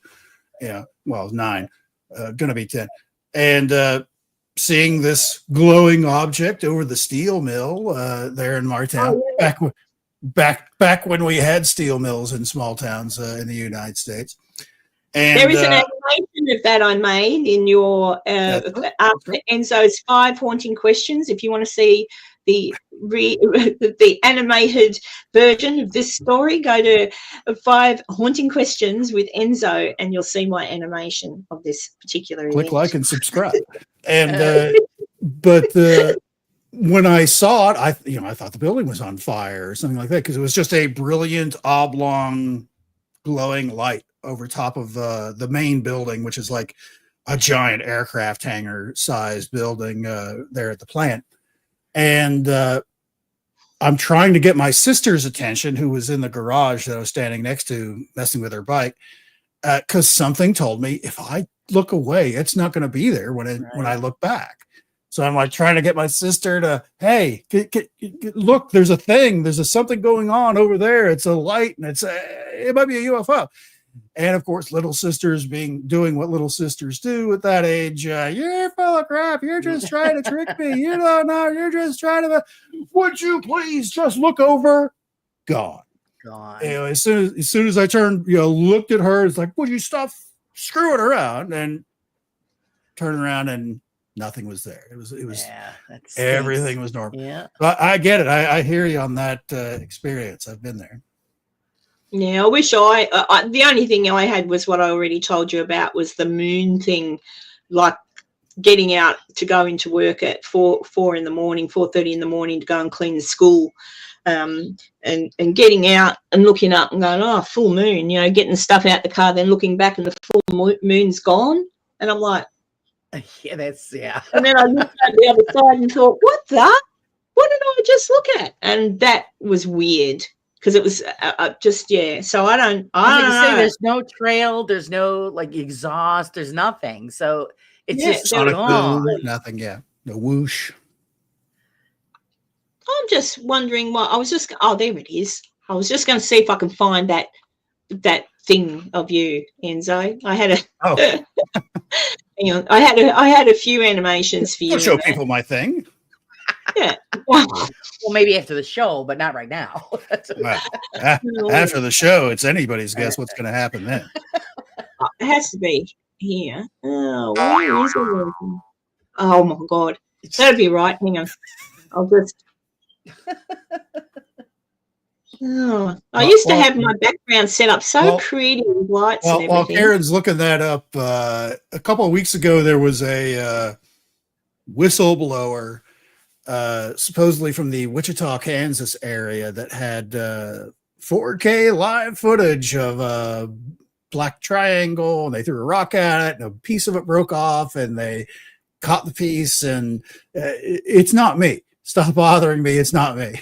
There's a lot of people that have come out of the woodwork. It's like, is this you? Did you have it? No, that's not me. And they hit it with a rock, and a piece broke off. Supposedly, a piece broke off of the. Crappy space if a rock. Yeah, I know. It's pretty shoddy maintenance practices on this craft. That they can keep going if it's that bad. But well, here's where it turns funny. And kind of sad is this guy went to the United States government saying, hey, I've got this sighting. You want to know about it because I have this piece of evidence that you're going to want to take and analyze, and it's going to cost you a large amount of money to do so. And the evil money monster. Hey, look at that guy. What a gross look at that. Hang on, I'm not sure because I haven't watched this for a long time. So hang on. The building is like just slightly above the building. There you go. See, but again, slowly moving down its length. And my sister was in the garage messing with her bike, and it's like trying to get her attention, but something told me if I look away, it's not going to be there when I look back. So I'm like trying to get my sister's attention. It's like, come here. I think it's a UFO or something. And of course, little sister's doing as they do. Ah, you're trying to trick me. What are you talking about?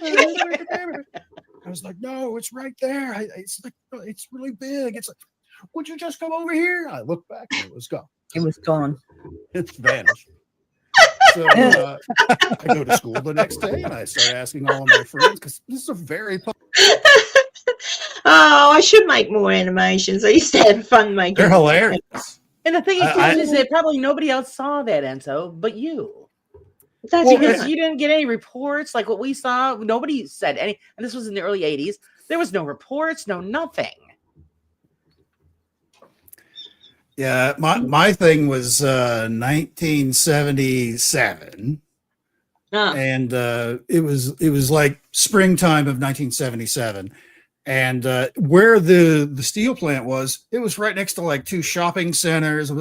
It's a very public place. A lot of people would have seen it, right? Just driving by, honestly.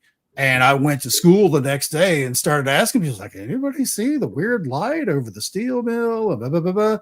Which, of course, kids being cruel monsters that they are, it turned into the you're the UFO kid now. Yeah, right. Yeah. And fortunately, it didn't follow me past summer break, which we came up on like a couple of months later, so it didn't turn into one of those things that follows you forever. A kid accidentally pees their pants during class in the 2nd grade, and they have that with them forever until right? they graduate. That could have didn't follow me like this. I wasn't, the UFO kid for the rest of my life. I'm glad. I was nappy rash at school. I ate something one day and got a rash, and the boys and the girls called me nappy rash. They even sang a song. Oh man, nappy rash. I'm like, oh my God. And I had that for the rest of the year because I broke out in a rash. Like, honestly. And like I think I've told you before too, kids can be shitty.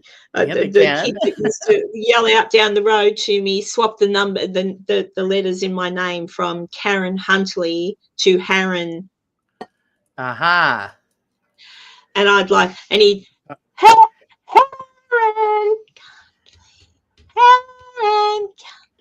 Yeah. But he'd say the word, and there I am going, oh my God. What's wrong with country music? I don't understand. Oh, I knew a girl, her last name was Seaman. Oh, No way. So you could just imagine what she went through. Oh no. Oh well, I think of that sometimes. I hear people like the last name Dick. Like I changed that now. First name Dick, fine, that's just Richard. So that's easy. You can just say call me Rick. But if your last name's Dick, like there are some terrible last names, and you think, oh yeah. Ooh. So even here we had a cheese called Coon cheese, and they were from, oh gosh, what country? Dutch. They were Dutch, I think.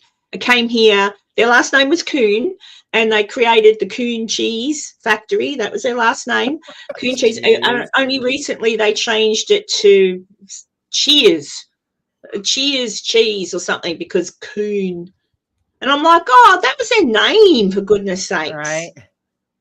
So I don't know. Well, you've had a bit of that in America too with the Aunt Jemima. Aunt Jemima, is that the jam? Yeah, the syrup. Aunt Jemima is the syrup.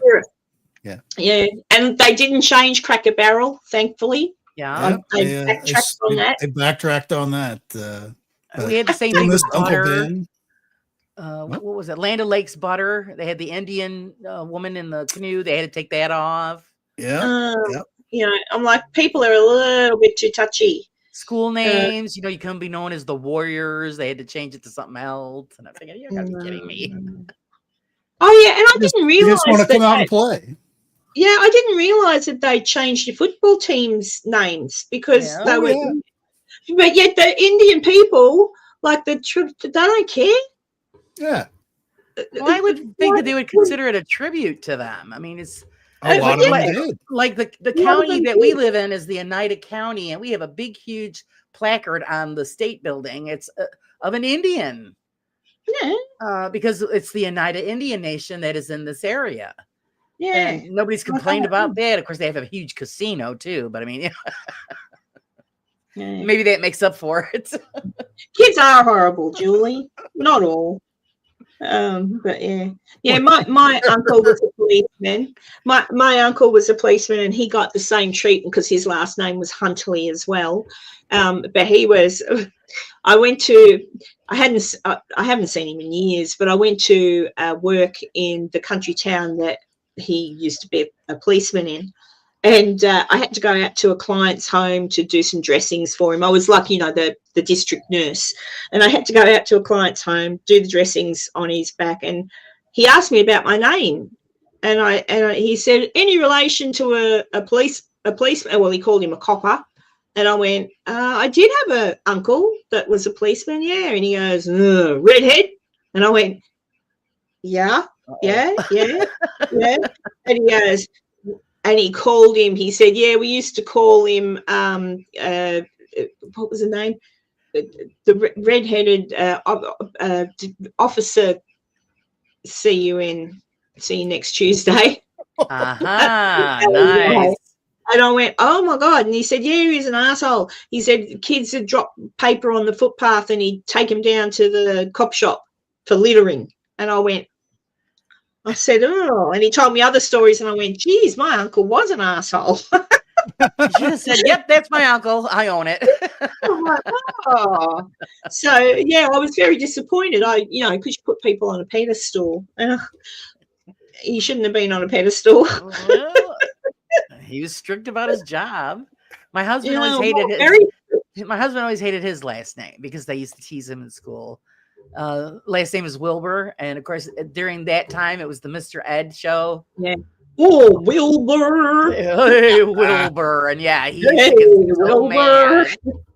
I knew a girl in high school that her last name was Cox, C-O-X, which is its own joke. Like But Courtney. her first name was Anita.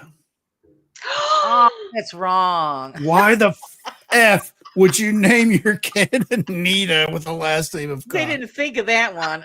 No.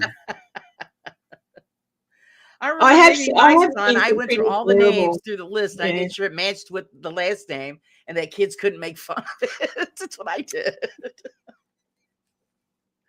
It's sad. It's sad. Oh, I don't know. Yeah.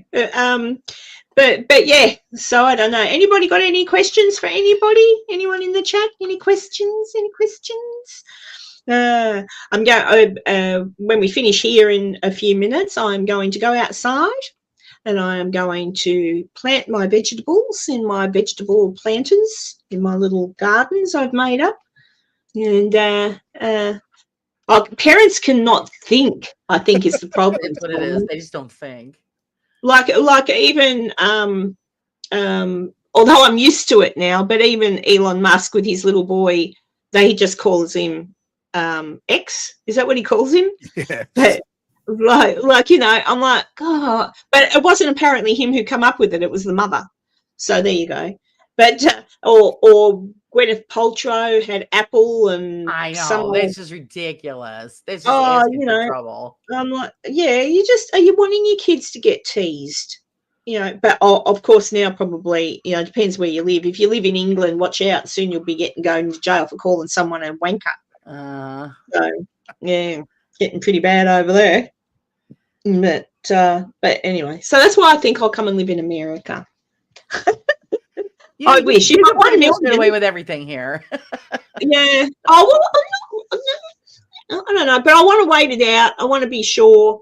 There is land available for sale. A house block, good size, actually, bigger than what we have here in Virginia City. But I'm thinking, it looks like it's going to be like a new estate type thing because it's mapped out, with the roads. Yeah. Okay, yeah. I've got a feeling I know where it is. But I'd much rather not buy a block of land in Virginia City and buy one of the really old buildings and just live in it. That would be more my style. A little shack. I'd love a little shack on a big block of land so I can have a pony, a goat, a cow. So the pony to ride into town, a goat to eat all the weeds, although a cow probably would, but I think a goat eats more than a cow for milk, chickens for eggs, a vegetable garden that I'd have to guard from the goat. Maybe I won't get a goat. She'll finally get her hands on a raccoon. Yeah, pet raccoons and squirrels. Absolutely. I'd have a feeding tree, and I'd have a special spot for the bear that lives in Virginia City. Well, I don't know if he lives in Virginia City, but there is photos of him in Virginia City going past people's rubbish bins on the main street. Yeah, that's what they want, the garbage.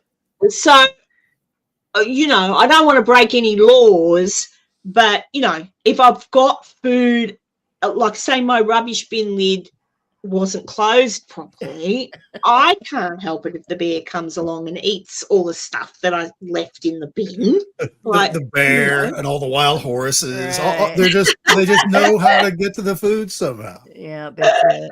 Now here they don't want you to feed the deer and the ducks, but we do it. Oh yeah, We just do it on the snake, because they don't want them to become dependent on the human. Look, all I And know, that's a valid thing. Yeah. So yeah, all I know is when I was in Virginia City, I won't say which policeman or sheriff it was that I asked, but I was a bit concerned because I was giving the horses carrots and things. I was. And locals kept saying, that's illegal. Well, actually 2 locals that were like the town's Karens. That's a winger. Bah, bah, bah. And I'm like, oh. So the policeman was coming out of the gas station, and I said, excuse me. And he goes, yes, ma'am. I like being called ma'am. And I said, I'm from Australia. I'm just visiting. I'll be here for a week or so. If I give, because at the time I was asking him, 2 of the wild horses were across the road. I said, if I give one of those horses a carrot, if it comes to me and eats the carrot, am I going to get arrested? And he looked at me and he said, no. He said, you can feed a carrot. I said, well, everyone keeps telling me it's a federal offence. He goes, yes, it is, but it's more for the people who actually put food out for them, like big bales of hay. He said, because that can affect them going away when it gets cold, like going down the mountain when it's winter. I went, gotcha. So the occasional carrot or treat is fine, so long as I don't feed them every day with a big bale of hay. Correct, he said. So to the Karens of the So you checked with the local constabulary. You know where your rights are. So. I do. And yeah, Julie, the bear won't kill all my animals because the bear will be fed quite well. That would be my plan. My plan would be lots of cake, bread. Lots of cake. I mean, well, depending on what if it's what do bears eat? if it's a grizzly bear, then yeah, I would They'll eat worry anything. about it. Yeah. But you know, Oh, black bears, grizzly, yeah. No, I'm talking about this. The bear that's in Virginia City is a black bear. they just want the garbage. Yeah, they just want the garbage. So, and he looks cute. I mean, what are you going to do? And I've seen other people with black bears that come up onto the, so long as you just give them a little bit, you know, a little bit, they know you're friendly, so they're not going to hurt you. Yeah, we used to do that. There used to be a family time here when we'd go up on the mountain for vacation, and the local dump up there was a giant, huge pit. And that's where all the bears would gather because that's where the dump was. Yeah. So after dinner, we'd all go to the dump to feed the bears, and we would throw food down in there. The bears loved it. And, you know.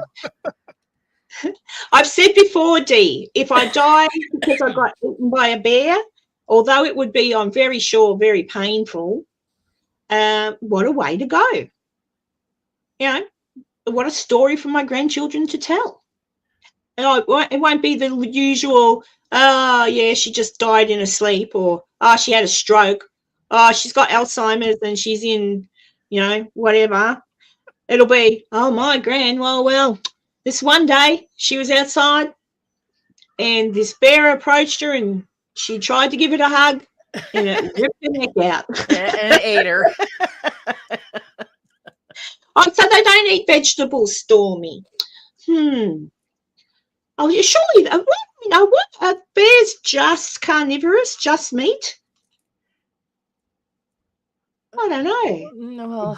Say they would kind of have to be that big to get the calories in. They have to be fish, and you know, here it's mostly fish, and then, like, you know, the berries and all of that crap that they eat. They forage for it. Meat is usually a last resort.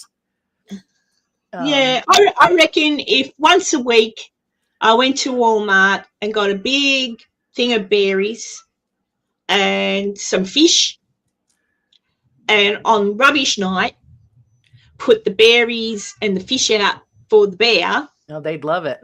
He'd love it. And he'd learn to know that this lady gives me berries and fish. And then slowly, he'd be my friend. Well, no, because then the problem might be then, okay, the stuff is not in the garbage, so now he's going to go to the house. Well, that's okay. And so long as door in and ready to looking for that refrigerate. picnic basket. That's right, because that's what they do. Well, I've seen my friend Taylor Hamby from Virginia City. She sends me things all the time, and she has sent me, I just love bears. She sends me snippets. So there's one snippet of a bear coming through the front door by opening the handle with its mouth, comes in the front door, and the lady goes, "What are you doing?" And it just stands there and looks at her. She goes, "Go back outside and shut the door, please." Yeah. And the bear backs off and grabs the door and shuts it. But then a couple of seconds later, opens it again. And it's like, "Are you sure?" And I'm like, "Oh, wouldn't that be what?" So long as it, I think, obviously, I'm not stupid. If I was walking just through the bush or through the forest or whatever and saw, obviously, I'm not going to go, "Oh, it's a bear." I think, "Oh, shit." Yeah, that's pretty much the first reaction. Oh shit. Yeah, but it'd be like, oh no, what They am I also supposed like to they do? like sugar too. You know, we Well, had I've seen that. Yeah, I've seen we it Yeah, live quite a we've bit. got a town In here. It's the called Oak lollipops. Forge, and that's where all the yeah, tourists go. And yeah. there's a I don't candy think you should shop. have a honey thing. Right, You shouldn't right. have any bees. Don't raise any bees there. There was the candy shop in the town, and it got broken into, and Yeah, they I couldn't figure saw out what it that, was. and it And was so they put yeah. the cameras on and found out that it was a bear, and it did it twice, knocked the door down, and ate all of the candy in the store. Yes, I've Talk seen about a that bellyache. too. Oh, I saw someone filming. It was one of them shorts again, a TikTok, but someone filming. Oh God, the bear and their car. Like they were filming, their cars were parked. It sounded like a boyfriend and a girlfriend, and he's filming, and it walked past his car, and he goes, "Oh, cool," but it tried the handle, but the car was locked. And she goes, "Oh, my car's not locked." And sure enough, it got up, and they opened it with their hand, like Yeah. what do you call it, paw. Like it opened the car door, and it got in her car. And she's like, Oh yeah, they'll tear it all up. "Oh yeah, I'd have a swimming pool. I've seen them in on trampolines. Yeah. So I'd have to have a swimming pool, a trampoline. Maybe just get it its own fridge. Its own fridge. Yeah, you know, and I could put Boy, the she's fish setting in herself there. up. Yeah, yeah. And it could be my friend. And when it's cold, I can have a cuddle. But it'd stink. I'd have to give it a bath. But that's what the swimming pool could do. Jeez. Oh, Yeah. geez. It's a dream. It could be a nightmare, but it's a dream. Yeah, it would turn into a nightmare. Yeah. But I definitely would aim to have a pet raccoon and a pet squirrel. The squirrels are fun. Yeah. Squirrels are That would be cute. easy to do. Yeah. And raccoons, I just think, are so funny when you see footage of people catching them in the night, and They're don't very move. smart. Raccoons They're are very smart. So, you know, the only thing that, of course, is a pain in the bottom is rabies. You know, if you accidentally get scratched or bitten by one, it's like, oh, how do you check that they got not? How do you know nothing's got rabies? Well, they have to have the animal, and they got to test the animal. Can you give the animals medicine to kill the rabies? Like, you know, if they're a carrier, can you give? Well, if it's a pet and you've had it since a baby, then you would give it, You immunization. can get it immunized, can't Yeah. you? Yeah. Yeah. Oh, well, that's what I would do. I would just make sure I found a baby one and knew it, and as it's getting bigger, just one day steal it away from. Same things From as mum to squirrels. dad. My husband's uncle had a pet squirrel. It was better than so- a dog. So can squirrels have rabies too? I guess everything can have rabies. Oh yeah, yeah. Bloody America, and you've got them horrible things in the grass. What are they called? Ticks. Oh, Oh, ticks. Yeah, they're a nuisance. Ticks and chiggers. Yeah. I'm allergic to chiggers, as it turns out. what the hell is a chigger? It's a tiny, tiny little bright red insect that lives in the grass, and it will bite you. And for me, leaves like a mark that will be there for like 2 years. Oh Before it wow. finally I- heals. But I don't know if I'm wrong or right. I don't think anyone is in from Virginia City today listening. I'll have to ask Taylor, but I do not recall seeing ticks in Virginia City. So maybe they don't like the desert. But I don't recall seeing any or being told to be careful of ticks in Virginia City. Are you going to show me what a chigger is? no, this is your kind of squirrel, I feel. Yeah, there you go. Oh, is this the one that hanging on poops in top it? of the AC with the wind blowing up their skirt? Yeah, that's That's funny. I've seen footage of one, and he does a little poop, and the poop gets blown up and lands on another squirrel. Squirrels are funny. I love squirrels. My sister's mother-in-law saved 4 baby squirrels a couple weeks ago. Apparently their mother was killed by something, and she found them in her grass, and she brought them in the house and gave them all baths and everything. They were so cute. And then we've got a woman in the area that will take wildlife and rehabilitate them and set them free. So that's where they all went. 4 baby squirrels. Yeah, I think I'm actually considering getting my wildlife license here, so I can do that. because although I've got other animals. You're going to get one of those capybaras. You're going to get one of those, aren't you? What's a capybara? A capybara? Hang on. What's a capybara? Hang on. He's going to look it up.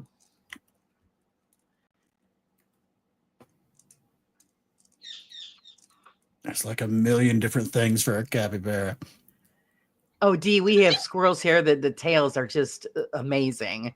Big fluffy things, and we've got red ones and gray ones and black ones. The black ones are I know your squirrels. Are you sure? I'm positive that they do. Oh, where's that photo of the squirrel I gave a cuddle to? Hang on. The squirrel. Maybe they Squirrels are don't. so fun. And then we have like these little midget squirrels that are really tiny. This is what I saw. Yeah. They do have fluffy tails. Hang on. They do, G. The ones I don't know. Yeah, the squirrels I saw in London definitely had fluffy tails when I was in the park because I was feeding them. And one was running up to me. They're so cute. But yeah, I'm not sure. No, G. They're squirrels. They're squirrels. They look a lot like the squirrels that I saw in America too. Let's have a look. Oh, that's a capybara. It's the world's largest rodent, and they're from Brazil, as we point out. Yeah, my daughter. Now I know what a capybara is. I took my daughter to. I took my daughter to the Australia Zoo. They've got two there. Their brother and sister, and she went in and did the meet and greet and gave them, fed them and whatnot. Aren't they supposed to be like gentle creatures? Yes. Oh, that's what I thought. I remember seeing something about them. No, I'm just trying to find. Oh, they're really fluffy tails, though. I hang on. I'm just trying to find a picture for you out of my thing, but I haven't got my thing attached. But they definitely had very, very fluffy tails. Hang on. They're just like little sleepy creatures. Look at them, how cute. Yeah, capybaras are great.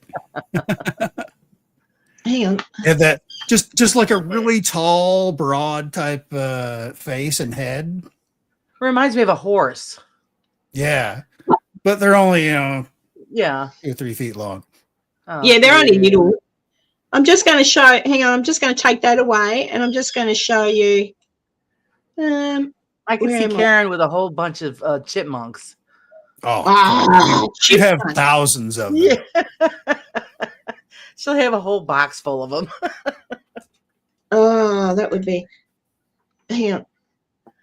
That's the squirrels they've got in London. Look how fluffy their tails are. You can't get any fluffier than that, Dee. I don't know. What's in it? Is that what your squirrels look like, guys? I'm sure they do. The gray ones, yeah. The black ones we have here, the tails are fluffier. Yeah. We also have red squirrels, which are very angry all the time. Yeah, they're tiny little troublemakers. These ones here are the ones I saw when I was in London and I was feeding them. So it's interesting, but there you go. Yeah, I suppose. I don't know. Because we have a local cemetery here that we go to all the time because there's a pond. Well, there's 3 ponds. But we sit at the pond and we'll drink coffee and we'll bring snacks for the birds and the turtles and the squirrels. And we had the gray squirrel had a piece of bread and the little red squirrel come up and snatched it, gave the squirrel attitude and took off. I said, this squirrel's got guts. I think because of where you live, I know when I was in Niagara Falls, the squirrel that was there, I'd never seen one before. It was the red squirrel, right? Like really red. And I'm like, like kidness overload. I'm like, how can all these animals be so cute? Yeah, like fluffy tails. But yeah, I love animals. I can't think of an animal I don't love. Can you? I even like great white sharks. I think, I don't want to pet one, but right. Well, they're amazing, but yeah, I'd stay away from those. But I think all animals are amazing. Even the ones that can kill you, like a crocodile or whatever. Like, give them the respect, but they're amazing. Like, all animals are super cute when they're babies, even crocodiles. I saw baby crocodiles when I was in Vietnam, because I went to a crocodile farm and I fed a crocodile, but they were baby ones and they were only like tiny, like as big as my hand. And I'm like, oh, but then I think, you look cute now with your big bulby eyes, Yeah. but it won't be long till you're deciding to gobble me up. So yes, I won't try to be friends with a crocodile. You can't be friends with a crocodile. But it says What that, were it you says the feeding? woman says me who's now got a pet snake. That's going to get to be really big, so I'll have to be really, He really is nice. asking the question, how's your snake going? Oh yeah, it's going really good. It's growing. I've got to feed it today, so when I get off here in a moment, I'll go and feed my snake that I've named Sweetie, because I can't think of a name. Sweetie, it's just, come here, Sweetie. So Sweetie the snake. But yeah, I'm aware of how even now it's only small, but they're strong. You can Oh, feel yeah. their muscles when they go around your arm and stuff. And she's just going because she's experimenting and stuff. But I'm thinking, wow, yeah. So most definitely as she gets older, and I handle her every day, so she doesn't do anything at all. I put my hand there, like I do that just in case, but I do that and her little tongue flicks out and she smells me and then she starts to climb up my arm. So she's already aware, oh, that's who you are. And I give her a cuddle every day, and sometimes she's cold, so I hold her here until she warms up. But yeah, feeding her is a different different. I'm very careful. Oh, in the bayou. Is that how you say it, bayou? I'm just Yeah, going that's by. where everybody it. disappears in the bayou. Yeah, in the bayou. Who sang the song about the in the Born bayou? in a bayou. Yeah. Yeah. That's That's it. it. CCR. Creedence Clearwater Revival. Yeah. Yep. Well, guys, it is time for me to say goodbye. We've had a pretty good chat about. I'm going to look more into the sphere thing. I am going to get the book and read a bit more of his ideas and how one going forward could even investigate using what he's talking about, because he did talk about a few different things, but it was just like head explosion. So anyone who's watching, if you want to watch something that will explode your brain, I put the link to the episode about the spheres in the description to this live. So if you Yeah, I'm click gonna on, check that out. yeah, Area 52 is a great channel already. it's a great channel. There's a lot of, he puts out a lot of good content, mostly UFO type stuff. This one, it kind of interfaces a couple things, so that makes it much more interesting. But he does talk. So I'm waiting to hear back from Lee from Three Spires Paranormal, because he has been I should send the link to the boys as well. I've gone blank. What are they called again? The Ouija brothers. Thank you, the Ouija brothers. I'll send it to them too, just to say, hey, watch this and see what you reckon. Right. But I don't know, and that's the thing. But we'll see. But We it's been also a great. have a new group in the community. It's APRF Paranormal, and they're taking a more scientific turn towards investigating. Well, that's what I reckon should be done. Yeah, they're really interesting. They're doing some new stuff, so I'm keeping an eye on them. Interesting. But there you go. Well, thank you, Laura, for popping in today, as because I often see you there, and I do like chatting to you. Oh, and coming on. and Thank you for the invite. Yeah, obviously, guys, check out Laura, which I'm pretty sure everybody here does, because Laura, you're just about live every single day. Well, I just started doing a morning chat thing. Yeah. It's just an open chat morning thing over coffee. And the morning, what did you call it? The morning brew or something? The morning brew. Yeah, the morning brew. So if you want to, and I just wish the time. I'm very lucky that the American Australian time zone kind of elapses that we can have a chat. Do you know what I mean? Right. Whereas the UK time zone is not friendly at all to me and having a chat, because it's like it would be early hours of the morning there right now. Right. The only people that are usually up and watching us, and he's not here today, is Irwin, Diddly D Potatoes. So there you go. If I book anybody from the UK, I always make it way earlier. Yeah, so that yeah. I like think 5 the o'clock UK my time, 10 o'clock their time. So it's, yeah, see, your America links in better with them as I Yeah. link in better with America, and it's Right. annoying because but bloody time. It would mean try I'd to have be to be up flexible at, so everybody gets a fair shot. yeah. God, sorry, I'm having a brain fart. I've got to go and get some food. I've spoken with Purple. Purple? Purple. I've spoken with Rob, and he's off traveling around and stuff, but he's going to come on and do a live at some point in after October, so about November, because he's keen to catch up and do a little bit with me as well, which will be lovely because he's gorgeous. He's beautiful, and he's gone off of the paranormal bit now too. He's just doing travel things, There's which just too you much probably drama. like to see what he's doing actually, Enzo. Parple's channel. I'll send you a link in an email later because he's now traveling. So he's got. I didn't ask him. I think his aim is to do what you're doing, Enzo. Get a van. At the moment, I'm not sure how he's getting around, but he's just traveling and showing you where he's going and what he's looking at. And I think he has a money amount limit. I think it's a $100 or something like that. Yeah, where he travels and looks at stuff. So he's gone. $100, yeah. He ran into a very depressed rubbish bin apparently the other day. He's crazy. He's crazy in a good way. He's funny. So he was walking past somewhere and there was a rubbish bin, and he said, "Oh, a very depressed looking rubbish bin there," and just he just does. He's silly. He can be silly. I like him, but yeah. So pop in and see Laura and Carla. She would have come on today, but she's got a bubba. So maybe Carla will be with us next week. So that might be nice.